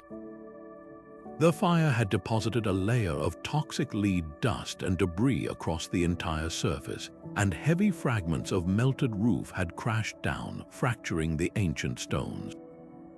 The restoration process involves a heroic level of documentation, with each piece of stone being photographed, scanned, and its location recorded before being painstakingly cleaned.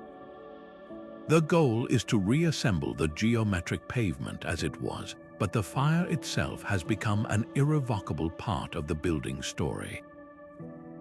The conservation philosophy guiding the work acknowledges this, aiming for a faithful restoration that also respectfully acknowledges the trauma of the fire, ensuring that the floor continues to bear witness to both its medieval creation and its 21st century trial by fire. This practical, ongoing work underscores that these floors are not frozen relics in a museum display case. They are living, breathing documents that continue to speak to us.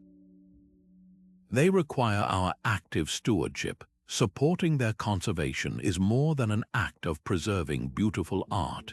It is an investment in safeguarding a unique chapter of human intellectual and spiritual history, written in a language of geometry that transcends words. Each conserved tile, each cleaned section of Labyrinth, is a victory against oblivion, ensuring that future generations can still walk the same paths, trace the same symbols, and feel that same profound connection to the brilliant minds who saw the universe not as a chaotic void, but as a beautifully ordered geometric equation waiting to be explored. But what is it about these ancient geometric paths that continues to draw us in, offering a sense of peace in our modern, often chaotic world? The answer lies not just in their symbolic meaning, but in their profound impact on the human brain itself. Neuroscience is beginning to reveal how interacting with these structured environments can actually alter our mental state, providing a form of built-in therapy that is as effective today as it was centuries ago. When you step onto a labyrinth, your brain undergoes a subtle but significant shift. The single, winding path eliminates the need for decision-making. There are no wrong turns, no dead ends to navigate. This simple fact is incredibly liberating for our overstimulated prefrontal cortex, the part of the brain responsible for constant analysis and choice. With that cognitive burden lifted, the mind is free to quiet down, allowing anxiety to recede and a deeper, more meditative state to emerge. It's a structured form of mindfulness where the physical act of placing one foot in front of the other becomes a powerful anchor to the present moment, pulling us out of ruminations about the past or worries about the future. This isn't just a feeling, it's a measurable physiological response. Studies on labyrinth walking have documented a decrease in cortisol, the the body's primary stress hormone, and an increase in calm, focused awareness. The repetitive, rhythmic movement acts as a kinetic meditation, synchronizing body and mind in a way that can lower blood pressure and slow a racing heart. The visual component is equally important. Our brains are naturally pattern-seeking organs, and they find immense comfort in symmetry and order. The precise, balanced geometric patterns of cathedral floors, whether a labyrinth circuits or a tile's repeating motifs, provide a visual rhythm that is inherently soothing. Neurologically, viewing such balanced and predictable patterns can reduce the brain's error detection activity, which is often in overdrive in states of anxiety. In essence, the geometry signals to our subconscious that we are in a place of safety and harmony, allowing our nervous system to shift from a state of alertness to one of rest and digestion. The spiritual effects are just as tangible as the psychological ones. For many, walking a sacred geometric path is a deeply moving experience that transcends any single religious doctrine. There are countless stories from visitors who describe unexpected moments of clarity and connection. One woman, a self-professed skeptic visiting Chartres Cathedral, decided to walk the labyrinth on a whim. She later recounted how, about halfway to the center, an overwhelming sense of release washed over her, bringing tears to her eyes as she let go of a years-old grief she hadn't even fully acknowledged she was carrying. Another man, a busy software engineer, described how tracing the path at Grace Cathedral in San Francisco provided a sudden solution to a complex problem he'd been wrestling with for weeks, as if the quiet, circular motion unlocked a new part of his creativity. These anecdotes point to a common theme. The path provides a container for processing emotion and accessing intuition, a safe space where the soul can do its work without interruption.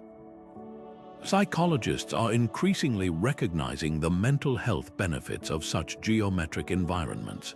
Dr. Claudia Beach, a clinical psychologist who incorporates labyrinth walking into her therapy practice, explains that the path acts as a metaphor for life's journey. It has twists and turns, but it always moves forward and always leads to a center, a place of wholeness. This can be incredibly empowering for individuals feeling lost or stuck. She notes that the practice can be particularly helpful for those dealing with trauma, grief, or addiction, as it offers a non-verbal, embodied way to process difficult experiences and re-establish a sense of personal agency and direction. The geometric order of the space provides an externalized structure for internal chaos, helping individuals to find a sense of control and calm. This powerful fusion of psychological comfort and spiritual openness makes these geometrically designed spaces uniquely suited for worship and contemplation. The very architecture supports an inward turn, facilitating a connection to something larger than oneself. The sense of awe inspired by the sheer scale and precision of the designs can trigger a self-transcendent experience, diminishing the ego and fostering feelings of connectedness and compassion. This personal dimension transforms our understanding of these cathedral floors from historical artifacts into living, breathing tools for well-being. They demonstrate that the sacred math beneath our feet is not a relic of a superstitious past, but a timeless technology for human flourishing, a testament to the medieval builders' intuitive understanding that a beautiful, ordered environment can truly heal and elevate the human spirit. The legacy of those medieval master masons did not fade into history. It was merely passed down through the centuries, transforming and adapting to find stunning new life in the buildings and spaces of our modern world. The geometric principles perfected on cathedral floors, those sacred ratios, harmonious proportions, and symbolic patterns, have become a timeless architectural language, one that contemporary designers are still fluent in today. This isn't about mere imitation or historical pastiche. It's about recognizing that the human spirit has an innate response to certain forms of order, and that the quest for beauty through mathematics is as relevant now as it was 800 years ago.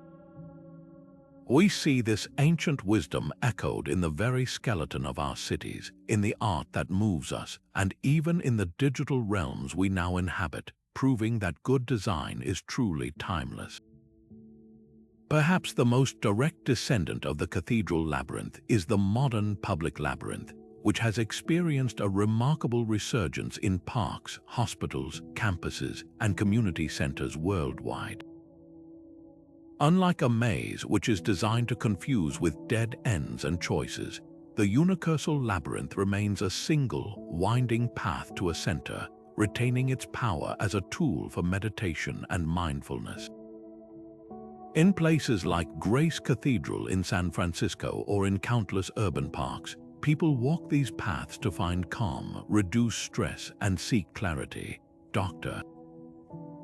Lauren Artistry, who championed this revival, once noted that the labyrinth quiets the mind and opens the heart, serving as a non-denominational prayer walk for the modern era. This application directly translates the medieval spiritual journey into a contemporary therapeutic and community-building tool, demonstrating how a geometric form can carry meaning across millennia. In the realm of contemporary architecture, the influence is even more profound. The Swiss-French pioneer Le Corbusier is a quintessential example. He developed an entire system of design called the modular, which was based on the golden ratio and the proportions of the human body. He believed, much like the medieval builders, that using these universal proportions would create buildings that were not only aesthetically pleasing, but also inherently harmonious and humane. His iconic chapel at Ronchamp, France, while modernist in form, is deeply rooted in these principles, with its spaces and light carefully orchestrated to evoke a sense of the sacred through proportional beauty. He famously sought to provide the same natural comfort that one feels in the company of a good friend, through his designs, a goal that directly mirrors the medieval intention to create spaces that felt divinely ordered and peaceful. This pursuit of harmony has evolved further with the advent of computational design, allowing architects to work with complex fractal geometry, patterns that repeat at different scales, much like the repeating motifs in a cathedral's tile work. Buildings like the Guangzhou Opera House in China, designed by Zaha Hadid architects, seem to flow and curve with an almost organic logic. Their forms are generated using algorithms that mimic patterns found in nature, from river deltas to snowflakes, creating a visual rhythm and complexity that feels both futuristic and deeply familiar. This is a high-tech echo of the medieval belief that building in accordance with nature's geometry was a sacred act. Architect Michael Mahaffey, who writes on sustainable urban design, argues that these fractal patterns are not just beautiful, they are psychologically nourishing. He states, "Our brains are wired to understand and navigate fractal environments. It's a kind of cognitive resonance that reduces stress and enhances our sense of well-being." The digital frontier has become the newest canvas for this ancient geometric language.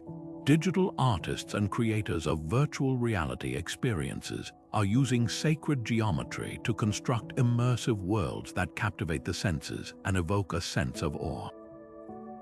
In VR, you can don a headset and not just look at a geometric pattern, but step inside it, flying through a Mandelbrot set or navigating a vast, pulsating neural network that mirrors the celestial patterns of a rose window.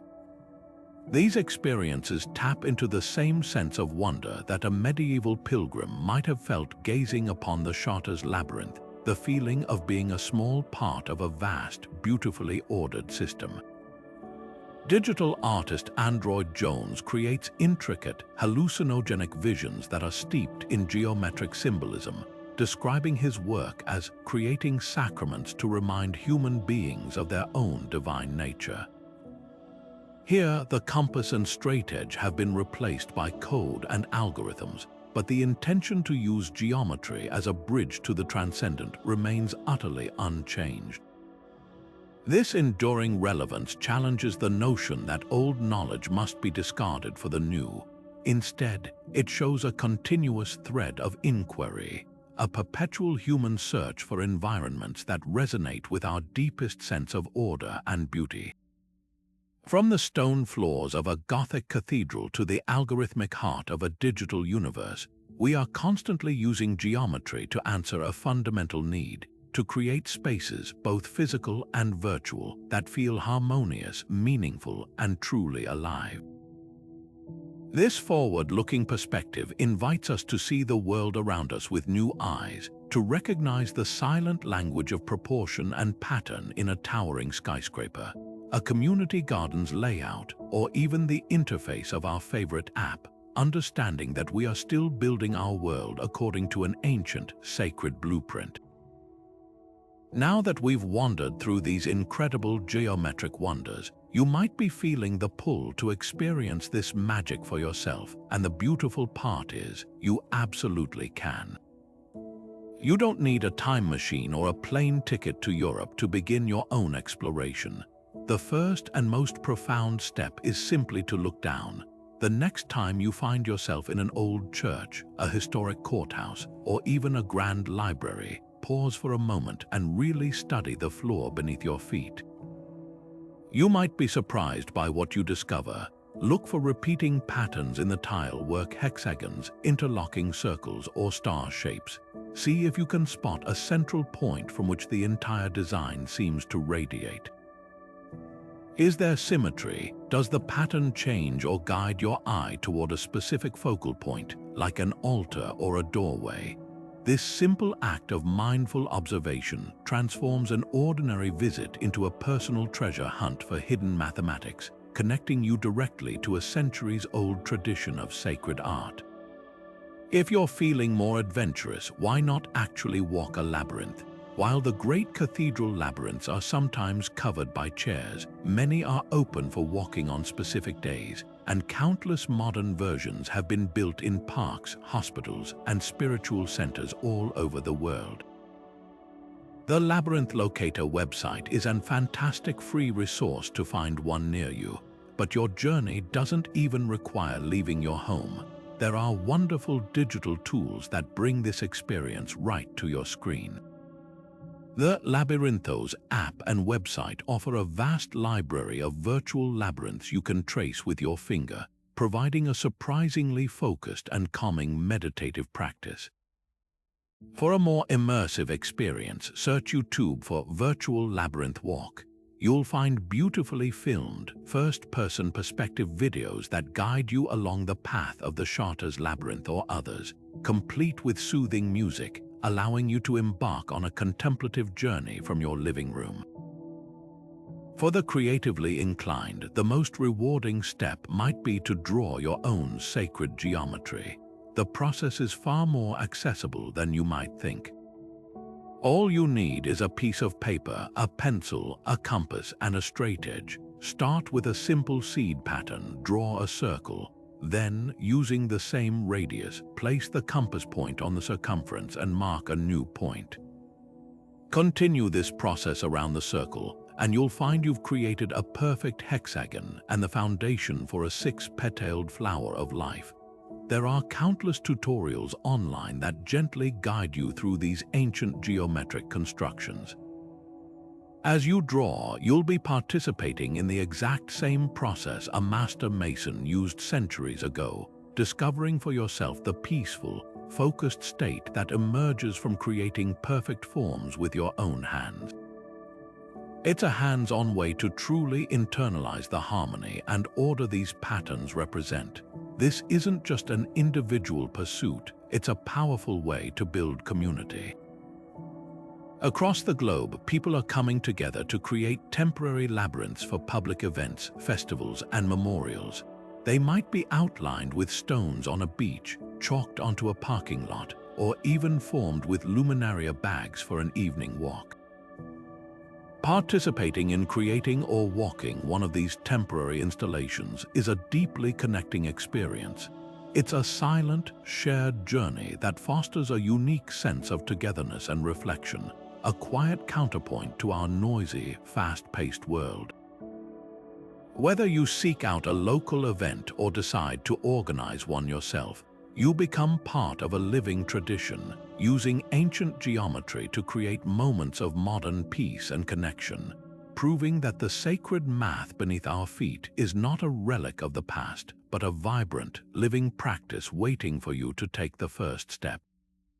Of course, the allure of hidden knowledge and ancient mysteries can sometimes lead us down paths of fascinating, yet ultimately unsubstantiated, speculation. The sacred geometry of cathedral floors is no stranger to this phenomenon, often becoming the canvas onto which modern conspiracy theories and exaggerated myths are projected. One of the most persistent of these is the idea that such precise mathematical knowledge must have been bestowed upon medieval builders by extraterrestrial visitors or some other lost, advanced civilization.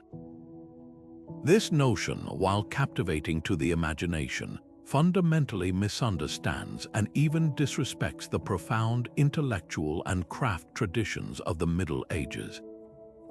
It assumes that people of the past were incapable of the genius we readily attribute to ourselves today, ignoring the vast evidence of their sophisticated, homegrown knowledge. The true story of how these wonders were built is not one of alien intervention, but one of human ingenuity, dedication, and a deeply held worldview that saw mathematics as the language of the divine. So how did they achieve these marvels without lasers or computers? The answer lies not in fantasy, but in a combination of painstakingly preserved classical knowledge and generations of practical, hands-on experimentation. We've already touched on the tools, the compass, straight edge, and knotted ropes, but the knowledge of how to use them was a carefully guarded treasure, passed down through the master-apprentice system within the Mason guilds. These men were not simple stonecutters, they were the engineers and applied mathematicians of their day. They had access to the geometric principles of Euclid and the architectural treatises of Vitruvius, often through translations and commentaries produced in monastic scriptoria. This knowledge wasn't locked away in an ivory tower. It was tested on the tracing floor, refined through trial and error, and perfected over a lifetime of practice.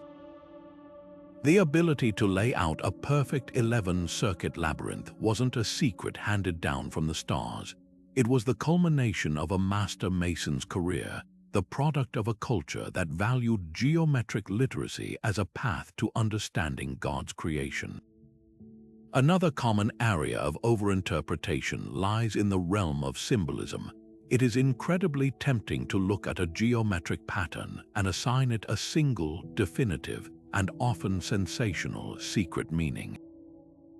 We might see a pattern of circles and immediately declare it a symbol of a specific pagan goddess or an alchemical process.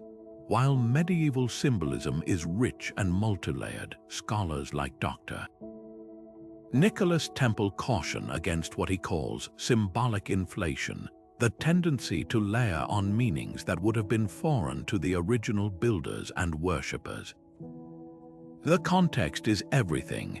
A dodecagon, a 12-sided figure in the floor of a Christian cathedral, is far more likely to be a reference to the 12 apostles or the 12 tribes of Israel than it is to the 12 signs of the zodiac, though that connection might have been a secondary, reinforcing layer for a learned cleric.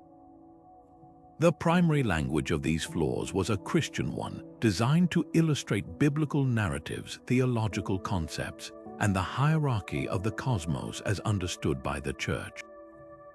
Seeing secret pagan codes in every line often says more about our own desires for mystery than it does about the intentions of the medieval mind. A powerful example of a popular myth being systematically debunked by scholarly research involves the so-called Secrets of the Templars, and their supposed encoding in cathedral geometry. For decades, books and documentaries have claimed that the Knights Templar, with their alleged hidden knowledge, were the master architects behind the Gothic Revolution, and that they secretly embedded heretical symbols into the floors and walls. However, meticulous historical analysis of building contracts, financial records, and guild membership rolls tells a very different story.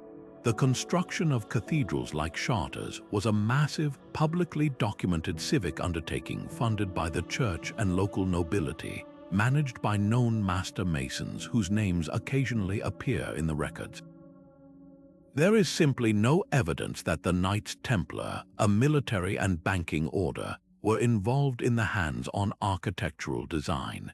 The persistence of this myth reveals our fascination with secret societies, but it obscures the true, collaborative achievement of countless anonymous artisans whose names are lost to history, but whose genius is written in stone for all to see.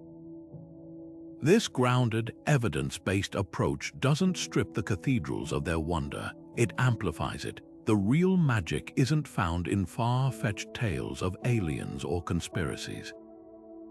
The true awe is in the tangible, human story.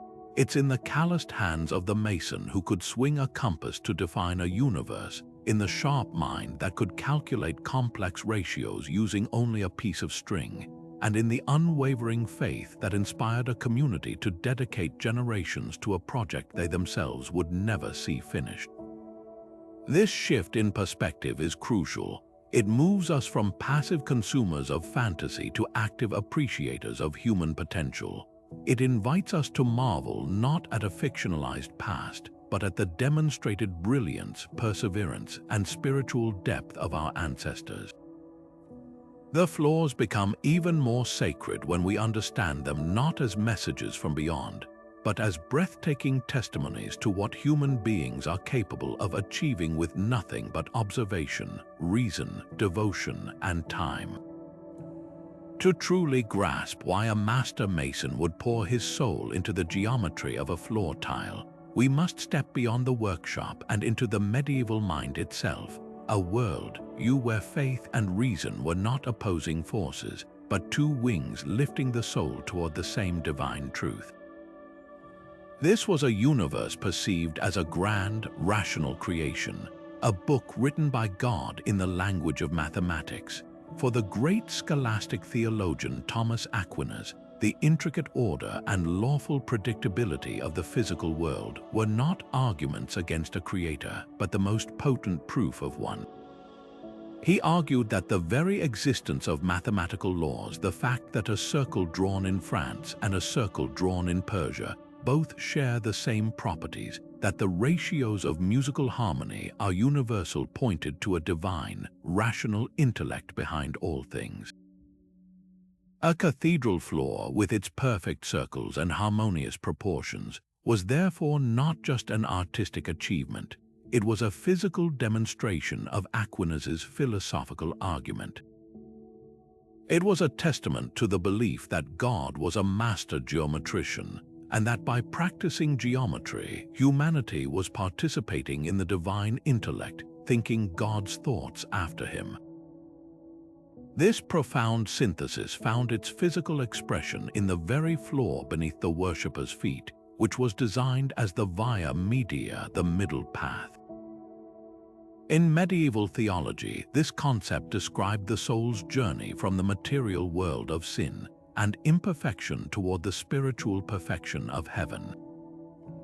The cathedral itself was a microcosm of this journey. The vast nave represented the earthly realm, the sanctuary the heavenly, and the floor was the literal path connecting them. The geometric patterns inscribed upon this path were the guideposts and the map. Walking the labyrinth was the ultimate embodiment of this. The single, winding path wasn't a maze of confusion. It was a deliberate, prescribed route from the outer chaos of the world, the entrance to the inner peace of divine union, the center. Every step taken along its geometrically precise circuits was a symbolic act of navigating the soul's own progression from a state of distraction to a state of grace. using the certainty of mathematics to chart a course through the uncertainties of spiritual life. Specific patterns served as direct symbols for complex theological ideas. The concept of theoses or divinization, the belief that the human soul could progressively partake in the divine nature and become more like God, was often represented through geometric progression.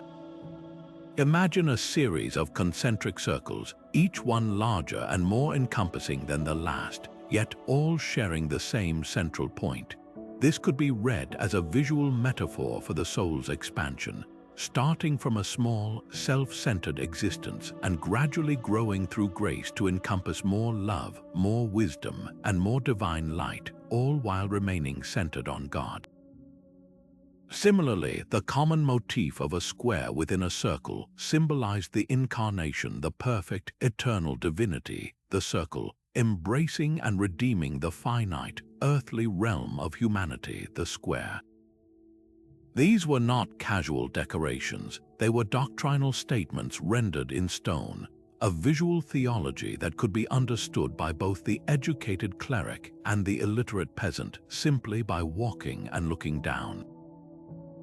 This reverence for divine measure is echoed powerfully in the sacred texts that would have been studied in the cathedral schools. The Book of Wisdom, revered by medieval scholars, declares, "You have arranged all things by measure and number and weight." This verse was seen as a biblical mandate for the study of mathematics, a direct affirmation that to explore geometry was to explore the very mind of the Creator. Similarly, the meticulous instructions God gives to Noah for building the ark, to Moses for the construction of the tabernacle, and to Solomon for the temple were all passed not just for their historical meaning, but for their hidden geometric and proportional wisdom. These passages were proof that God Himself was the first architect, and that precision in measurement was an act of obedience and worship. The master mason, laying out his floor with a knotted rope and a compass, saw himself as working in a direct lineage that stretched back to these biblical builders, fulfilling a divine command to create ordered beauty. This holistic vision, where a geometric equation could be a prayer and a floor tile a theological treatise, stands in stark contrast to the often fractured relationship between science and spirituality in the modern era. The medieval worldview did not suffer from this divide. For them, natural philosophy, what we would call science, and theology were two different methods of reading the same divine text, one written in the book of Scripture, the other in the book of nature.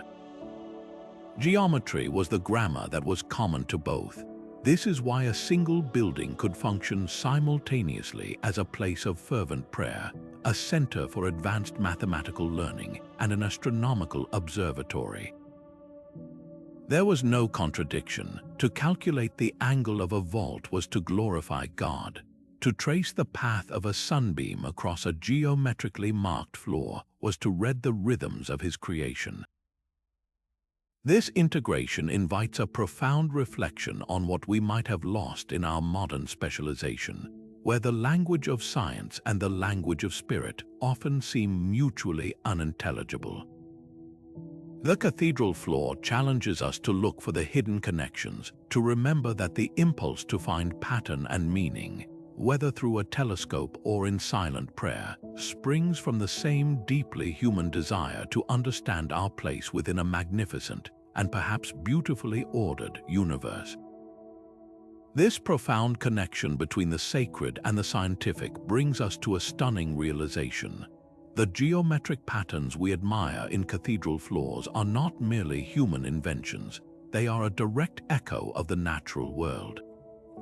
The same spirals, tessellations, and symmetrical divisions that define a medieval labyrinth or a cosmological pavement appear with breathtaking regularity in the structures of crystals, the flow of ocean waves, and the precise arrangement of leaves around a stem, a phenomenon known as phyllotaxis.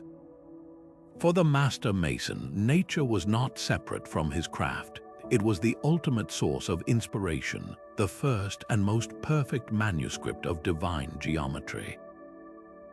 He looked upon a honeycomb and saw the efficiency of the hexagon, a shape that uses the least amount of material to create the strongest possible grid.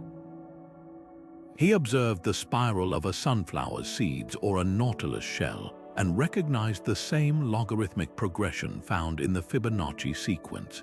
In the branching pattern of a tree or a river delta, he saw the same fractal replication of a single form at different scales.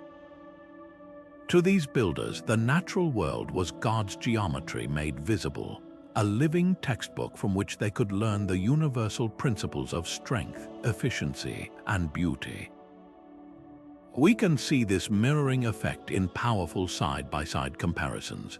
The intricate, interlocking quatrefoils of a Gothic tile floor bear a stunning resemblance to the crystalline structure of a snowflake, both exhibiting a six-fold radial symmetry that is both delicate and incredibly strong. The complex, non-repeating patterns of a Moorish-inspired tessellation, with its star polygons and intersecting lines, find a direct parallel in the arranged atoms of a mineral like bismuth or the fascinating, five-fold symmetry of a quasicrystal, a discovery that won the Nobel Prize in Chemistry in 2011.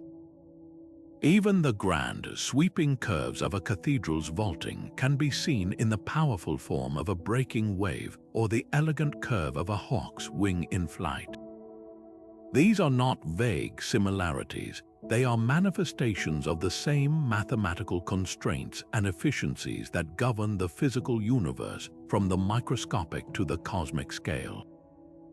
The builders were intuitively tapping into a deep, pre-existing order, translating the language of nature into the language of worship. This practice was a physical expression of the ancient Hermetic principle of as above, so below, the idea that the macrocosm of the heavens is reflected in the microcosm of the earthly realm, and vice versa. The medieval worldview saw a universe of correspondences where every element was connected through a divinely ordained chain of being. The geometric patterns on the floor served as a crucial link in this chain. A circular labyrinth could simultaneously represent the orbit of a planet, the macrocosm above, and the journey of a single human soul, the microcosm below. A repeating pattern of octagons and squares could symbolize both the 8 winds of the celestial spheres and the 8 beatitudes that should guide a Christian life on earth.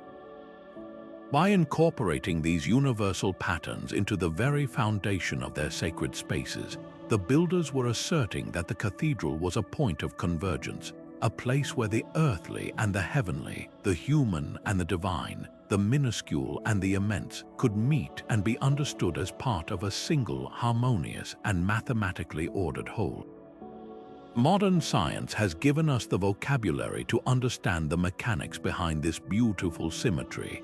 Biologists and physicists now speak of emergence, self-organization, and complexity theory to explain how these patterns arise spontaneously from simple physical laws.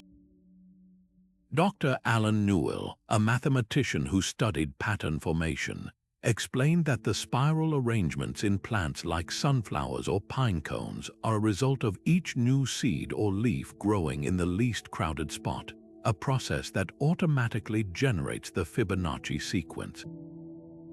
Similarly, the hexagonal cells of a honeycomb emerge from the simple physical principle of surface tension.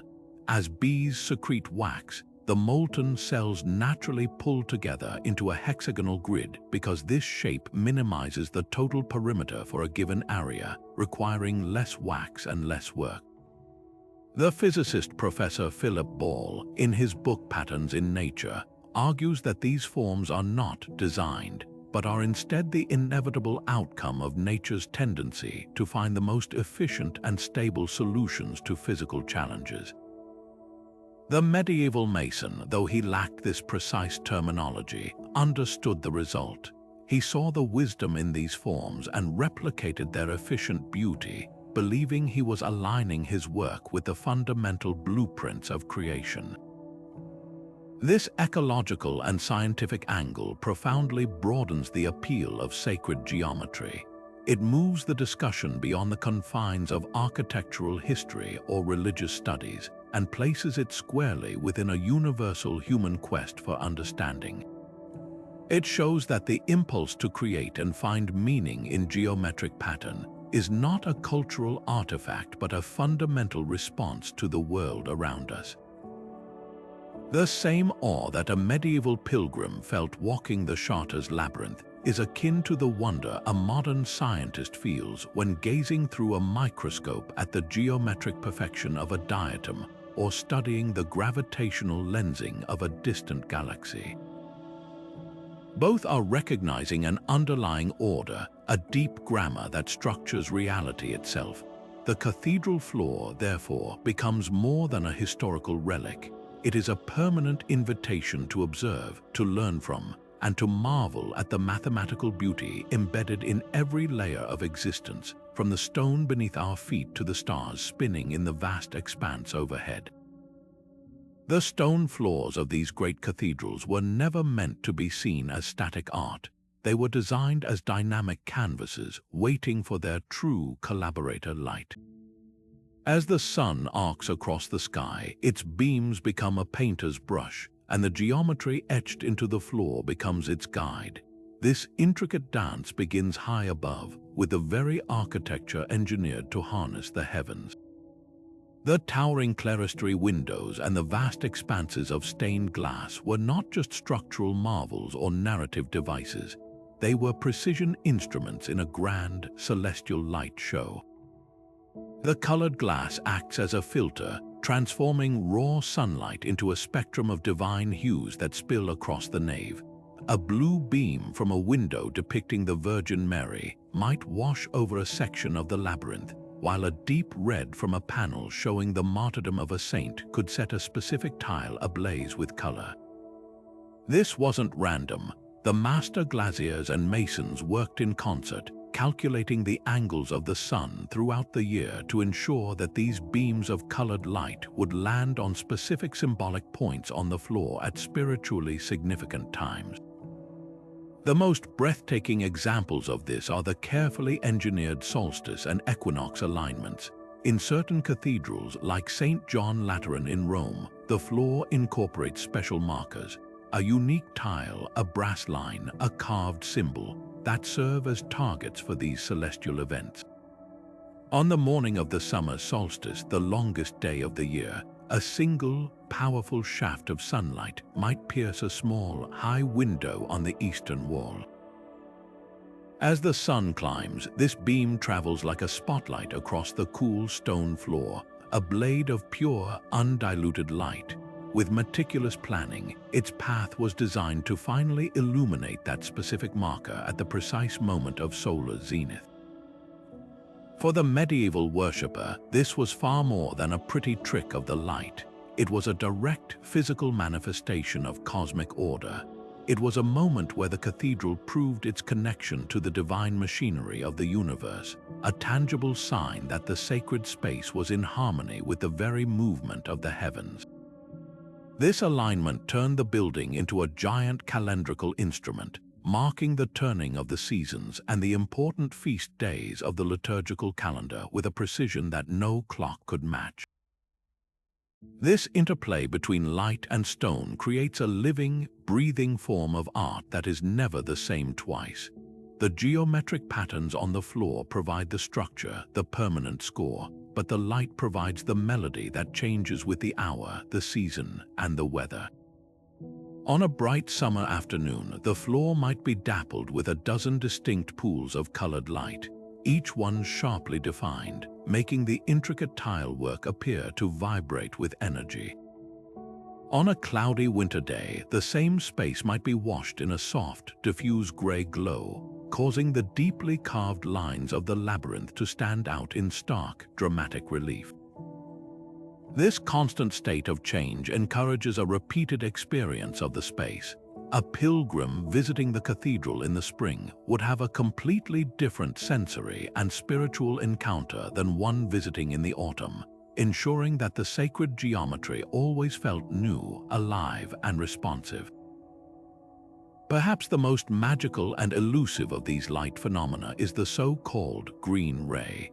This rare occurrence happens for just a few moments on certain days of the year in a handful of cathedrals, like the one in Strasbourg. As the setting sun dips below the horizon, its light passes through the very edge of a stained glass panel, typically one made with a specific type of green glass. In that final moment, the physics of atmospheric refraction can project a brilliant, shimmering emerald green spot of light onto a specific point on the floor or a column. This ephemeral event, lasting only seconds, feels like a miracle. In medieval symbolism, the color green represented hope, renewal, and the everlasting grace of God. To witness this sudden, inexplicable burst of green light in the dimming cathedral would have been interpreted as a direct and personal blessing, a fleeting touch of divine grace made manifest. It represents the pinnacle of this sacred collaboration where advanced understanding of optics, precise architectural geometry, and deep theological symbolism converge to create a moment of pure, unforgettable wonder. This mastery of light and shadow adds a profound layer of magic to the cathedral experience, transforming the architecture from a silent monument into an active participant in worship. The designers understood that spirituality is not just an intellectual pursuit, it is a full-bodied sensory experience. The feeling of warm sunlight on your back as you kneel on a cool stone tile, the sight of dust motes dancing in a heavenly beam, the way a path of light seems to literally illuminate your way forward. These are all carefully orchestrated effects.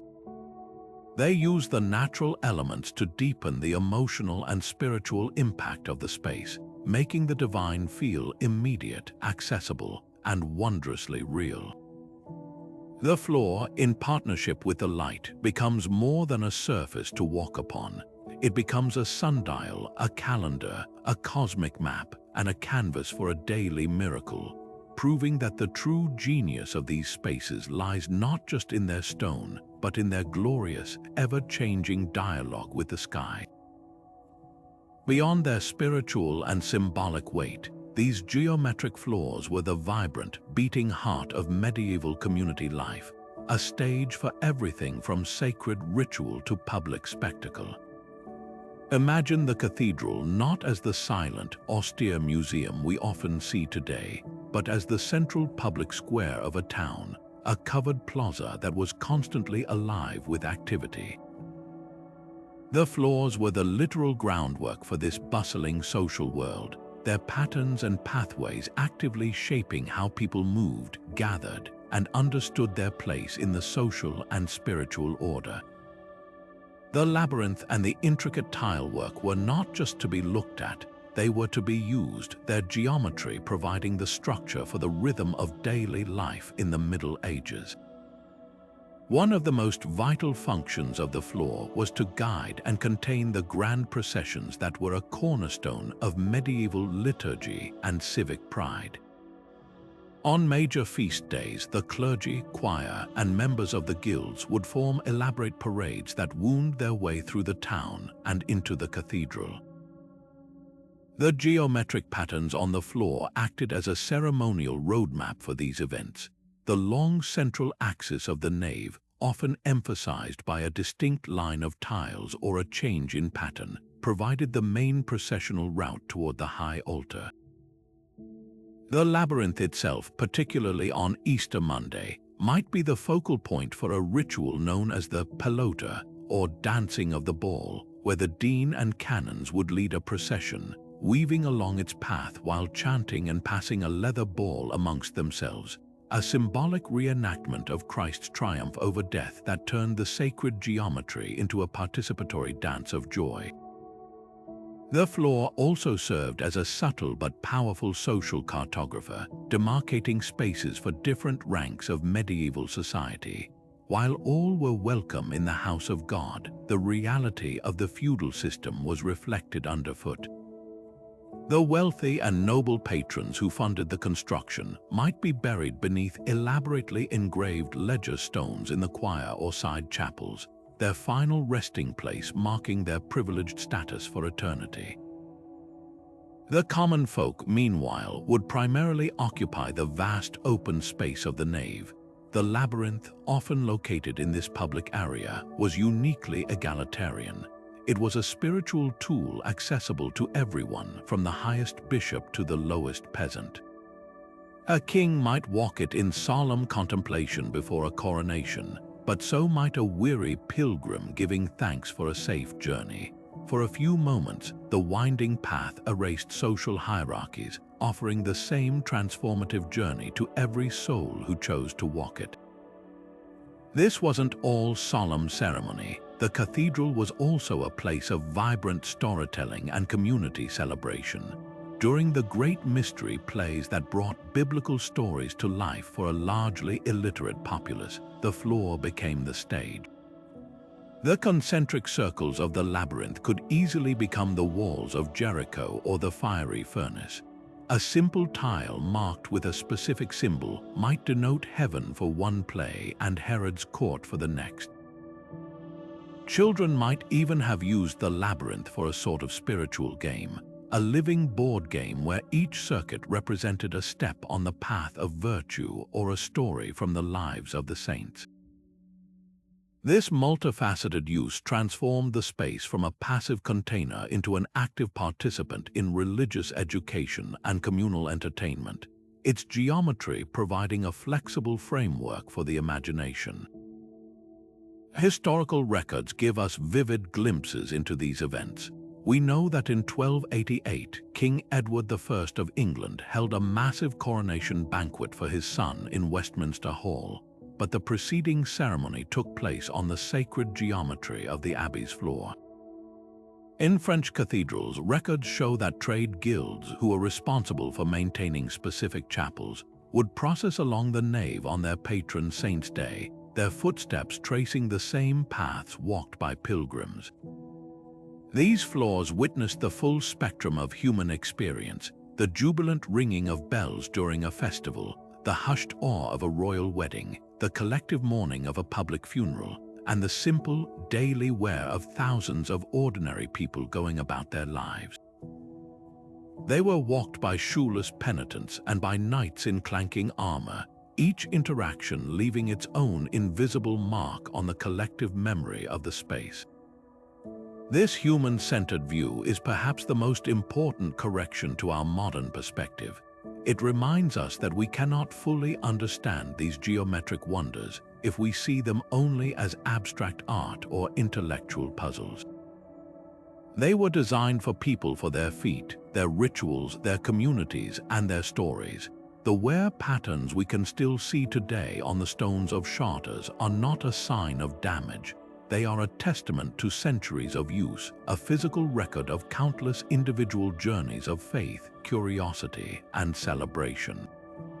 The true magic of the cathedral floor lies in this perfect fusion. It was both a profound mathematical treatise and the town's living room floor, a concept that masterfully wove the divine mathematics of the cosmos into the very fabric of everyday human existence. Behind every perfect curve and every precisely laid tile was a master mason, a figure who existed in a unique space between artist, architect, and mathematician. These were not nameless drones. They were the revered intellectuals of the building trade, commanding high wages and immense respect as they moved from one great project to the next. Their status was a reflection of the profound medieval belief that to practice geometry was to participate in the divine act of creation itself. They were the conduits through which God's perfect order flowed into the physical world. A master mason's value was so immense that he could negotiate his own contracts, be provided with a house, and even be granted a special allowance for fine clothing and wine, a testament to his esteemed position within the community. He was the original architect, his genius etched not in steel and glass but in the enduring language of stone. In an age before widespread literacy and printed manuals, this sophisticated knowledge was a closely guarded treasure, preserved through a powerful system of oral tradition and hands-on apprenticeship. A young boy would be indentured to a master for 7 years or more, learning not from books but by doing. He would start with menial tasks, mixing mortar, fetching tools, all while his eyes and hands absorbed the rhythms of the craft. Complex geometric constructions, the secrets of structural physics, and the symbolic meanings of patterns were not written down in easily stolen texts. They were memorized through rhymes, songs, and ritualized demonstrations. The most advanced secrets, the tricks for creating complex vaults or the precise layout of a labyrinth, were likely reserved for the final, master-level initiation. This system ensured that the guild maintained a monopoly on this valuable knowledge, protecting the economic livelihood of its members and preserving the mystical aura that surrounded their almost alchemical ability to turn rough stone into visions of heaven. Our most precious windows into their minds are the rare surviving sketchbooks, like the famed portfolio of Villard de Honnecourt. This collection of parchment sheets is not a formal treatise but a working man's notebook, filled with energetic drawings of everything from church spires and floor plans to sawmills, siege engines, and even a lion drawn from life. On one page, he might diagram the geometric layout for a rose window using a series of overlapping circles. On the next, he shows how to construct a perfect human face using a square and a circle. His famous drawing of a legless lion is actually a brilliant diagram showing how to use a series of rotated squares to correctly proportion a sculpture from multiple angles. These pages crackle with a restless, curious intelligence, revealing a mind that saw the same geometric principles operating in nature, machinery, and sacred art. It was a personal database of ideas, a visual catalogue of everything he had seen and learned on his travels, meant to be used and expanded upon by future generations of masons. While most of these artisans remain anonymous, a few manage to carve their names into history quite literally. High up on the walls of Reims Cathedral, amidst a host of sculpted figures, is a unique group of statues known as the Ange au Sourire, or the Smiling Angel, and the Belle Dieu Portal. But more importantly for our story, the cathedral also contains a stunning portrait gallery of its own builders. These are not idealized figures. They are strikingly individual, realistic sculptures of men holding the tools of their trade: a compass, a square, a mason's hammer. They are believed to be portraits of the master masons who worked on the cathedral, a rare and powerful act of self-commemoration. In that moment, the anonymous artisan steps out of the shadows, his face preserved in stone for eternity, his gaze a silent challenge across the centuries, reminding us that these miracles were built by real human hands. The tools they used were simple, yet in the hands of a master they were instruments of limitless possibility. The compass for swinging perfect arcs, the straight edge for drawing true lines, the square for ensuring right angles, and the humble mason's hammer and chisel for the patient work of carving. Their creativity was not limited by this simplicity, it was unleashed by it. They worked within a framework of established geometric rules and structural constraints, but within that framework, they exercised incredible artistic freedom. The constraints became a catalyst for innovation, much like a poet working within the rules of a sonnet or a musician within a specific scale. This balance between rigid mathematical law and creative expression is the very heart of their genius. They understood that true artistry lies not in the absence of rules, but in the sublime mastery of them. This profound respect resonates deeply with modern stonemasons who attempt to replicate these ancient techniques. Patrick Webb, a contemporary master plasterer and practitioner of traditional geometric design, speaks of this with awe.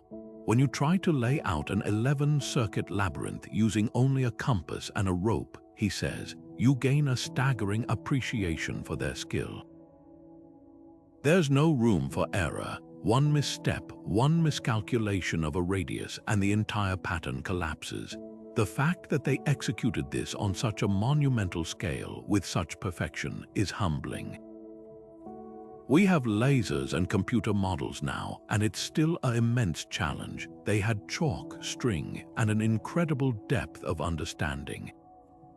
This admiration from a modern craftsman is the highest tribute, a recognition that the master masons of the medieval era were not just builders, they were the guardians of a practical, hands-on wisdom that we are still struggling to fully comprehend, a gift from real people across the centuries that continues to inspire and humble us today.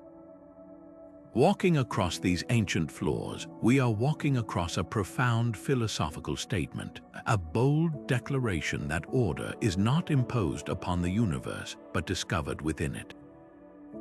These stones whisper a challenging question to our modern sensibilities.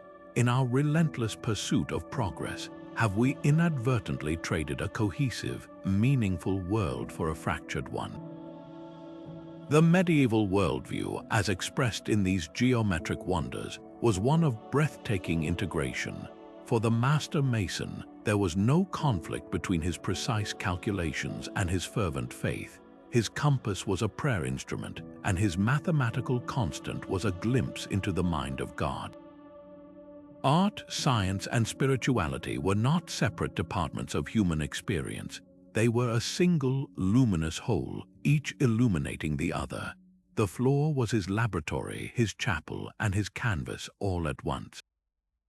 This stands in stark contrast to our own age of specialization, where knowledge is often siloed, and the deep connections between disciplines can be lost, leaving us with a sense of fragmentation, where the heart's longing for meaning feels disconnected from the mind's understanding of the world.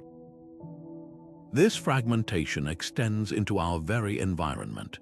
We have become adept at building for efficiency, for cost, for speed, but often at the expense of building for the human soul.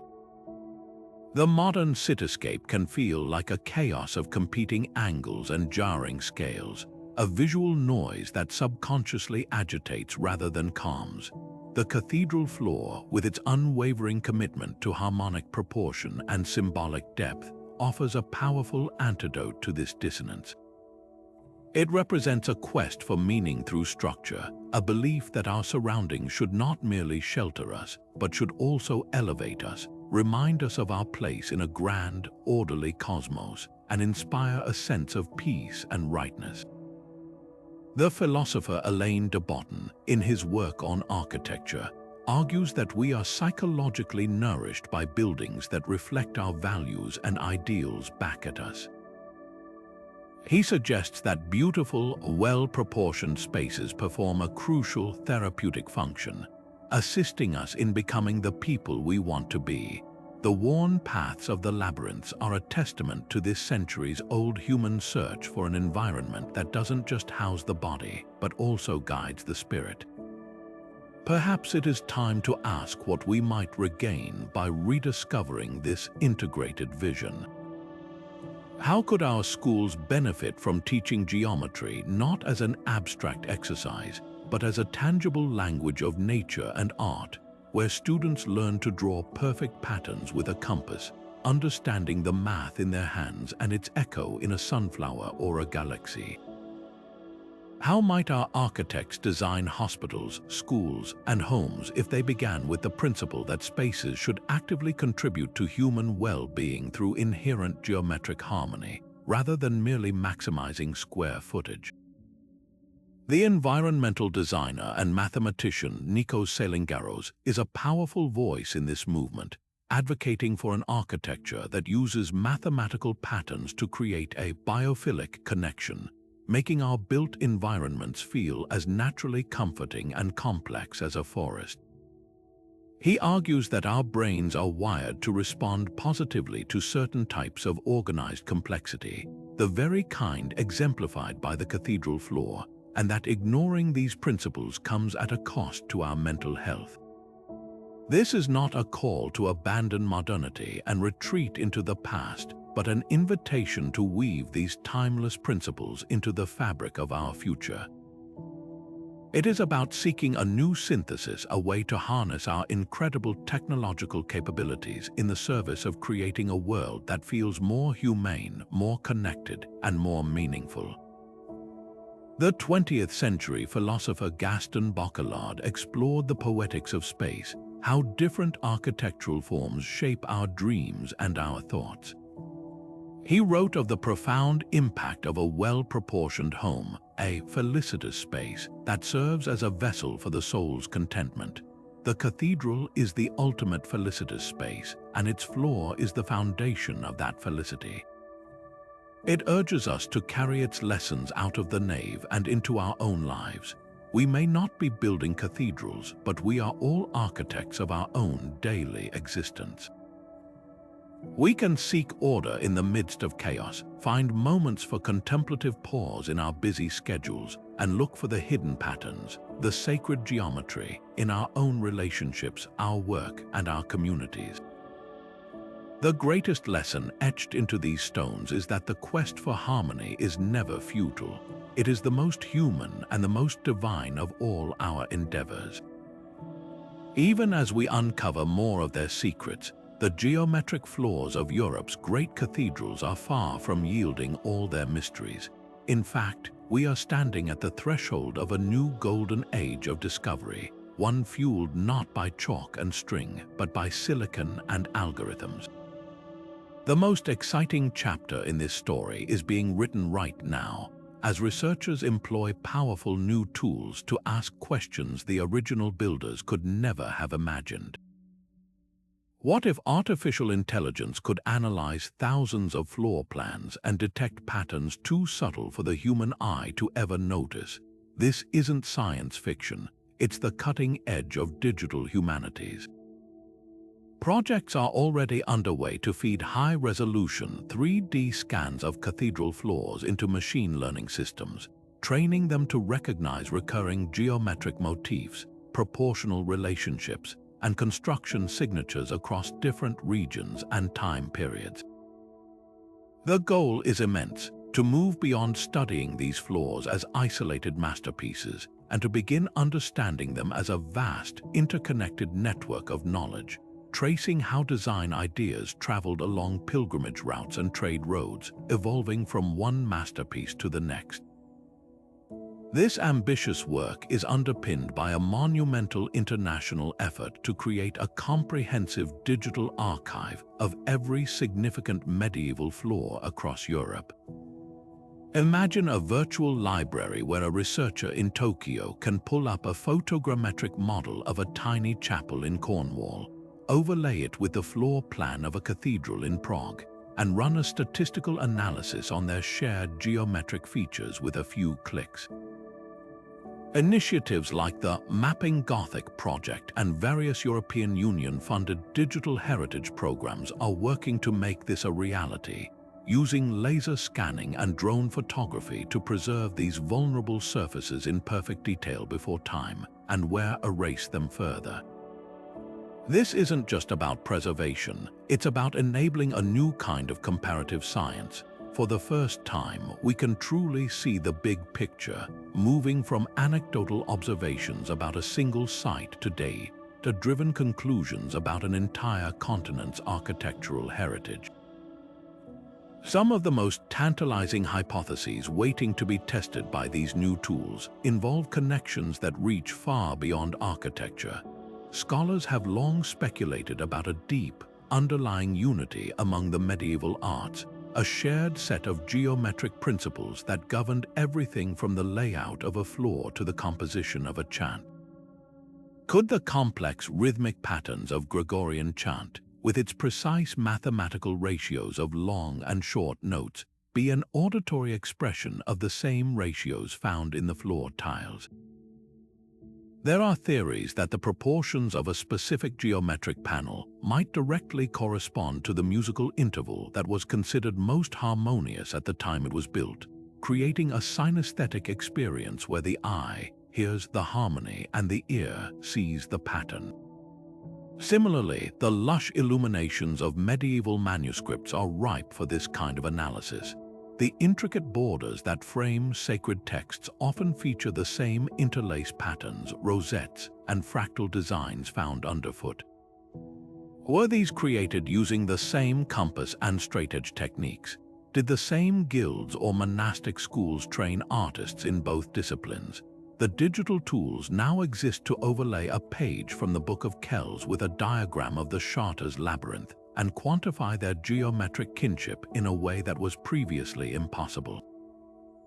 The beauty of this new era is that you don't need a doctorate to contribute to it. Some of the most exciting recent breakthroughs have come from passionate amateurs and interdisciplinary collaborations. A recent study that confirmed a suspected solar alignment in a Spanish cathedral was sparked by the meticulous photography of a local history enthusiast who noticed a strange light effect on the same date every year.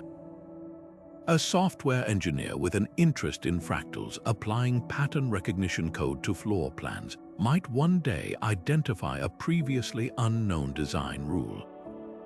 This is a field where citizen science can have a profound impact.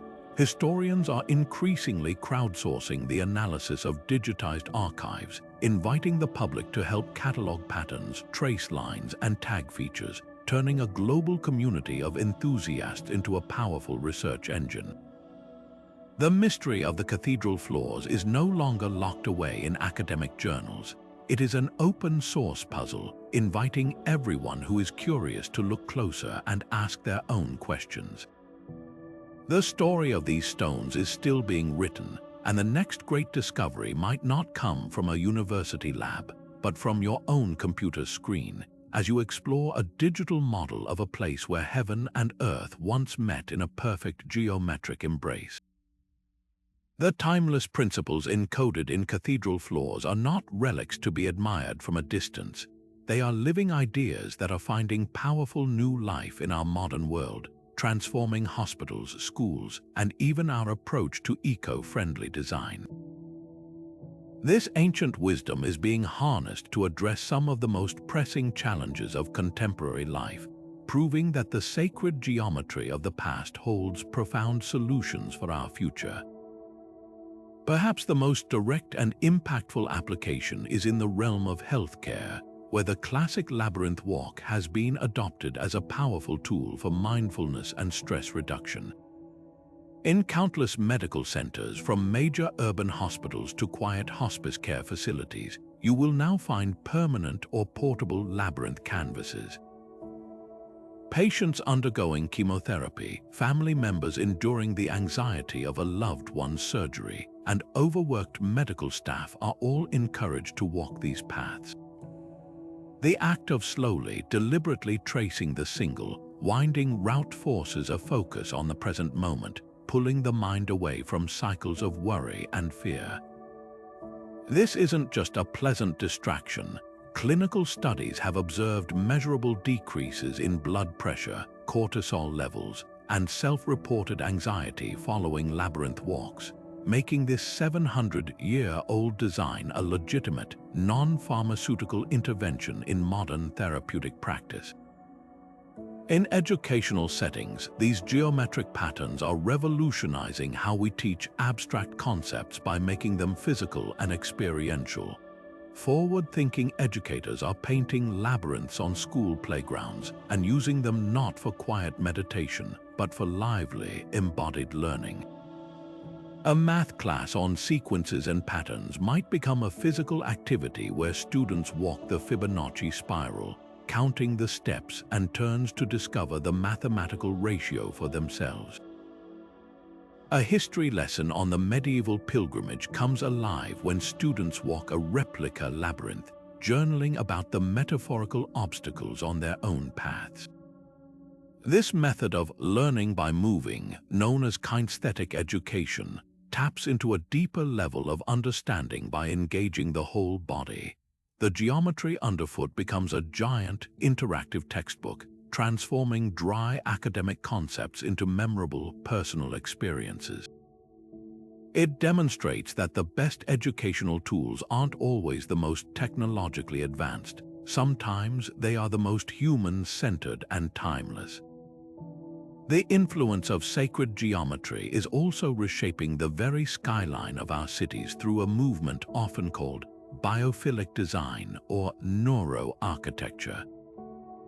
A new generation of architects is looking back to the principles of the master masons, not to copy Gothic spires, but to integrate the same harmonic proportions and patterns that resonate so deeply with our psyches. Developers are now constructing office buildings, apartments, and public libraries that incorporate the golden ratio in their floor plans and facades, not for esoteric reasons, but for documented psychological benefits. Workers in offices with proportional designs and natural, fractal-like patterns report higher levels of focus and well-being. Residential buildings designed with these principles in mind are shown to reduce stress for their inhabitants. Furthermore, this approach dovetails perfectly with sustainable, green architecture. The efficient, geometric packing of hexagonal cells in a honeycomb, a pattern beloved by medieval builders, inspires the design of ultra-efficient solar panels and structural systems that use minimal material for maximum strength, reducing waste and environmental impact. This is the ultimate modern application, using ancient geometry to create buildings that are not only better for the planet, but also better for the people who live and work inside them. You don't need to commission a building or visit a cathedral to harness this power. You can bring the calming, focusing effects of sacred geometry into your own home with a few simple exercises. One of the most accessible practices is the art of drawing geometric patterns. All you need is a pencil, a compass, a straight edge, and a piece of paper. Start by drawing a simple circle. Then, using the same radius, place the compass point on the circumference and swing another circle. Continue this process and you will see a perfect hexagon and the beautiful seed of life pattern emerge. The process itself is a form of active meditation, requiring concentration that quietens a busy mind. The act of creating perfect symmetry with your own hands is incredibly satisfying and can induce a state of flow. Alternatively, you can practice a visual meditation. Find an image of a complex Gothic rose window or a detailed tile pattern.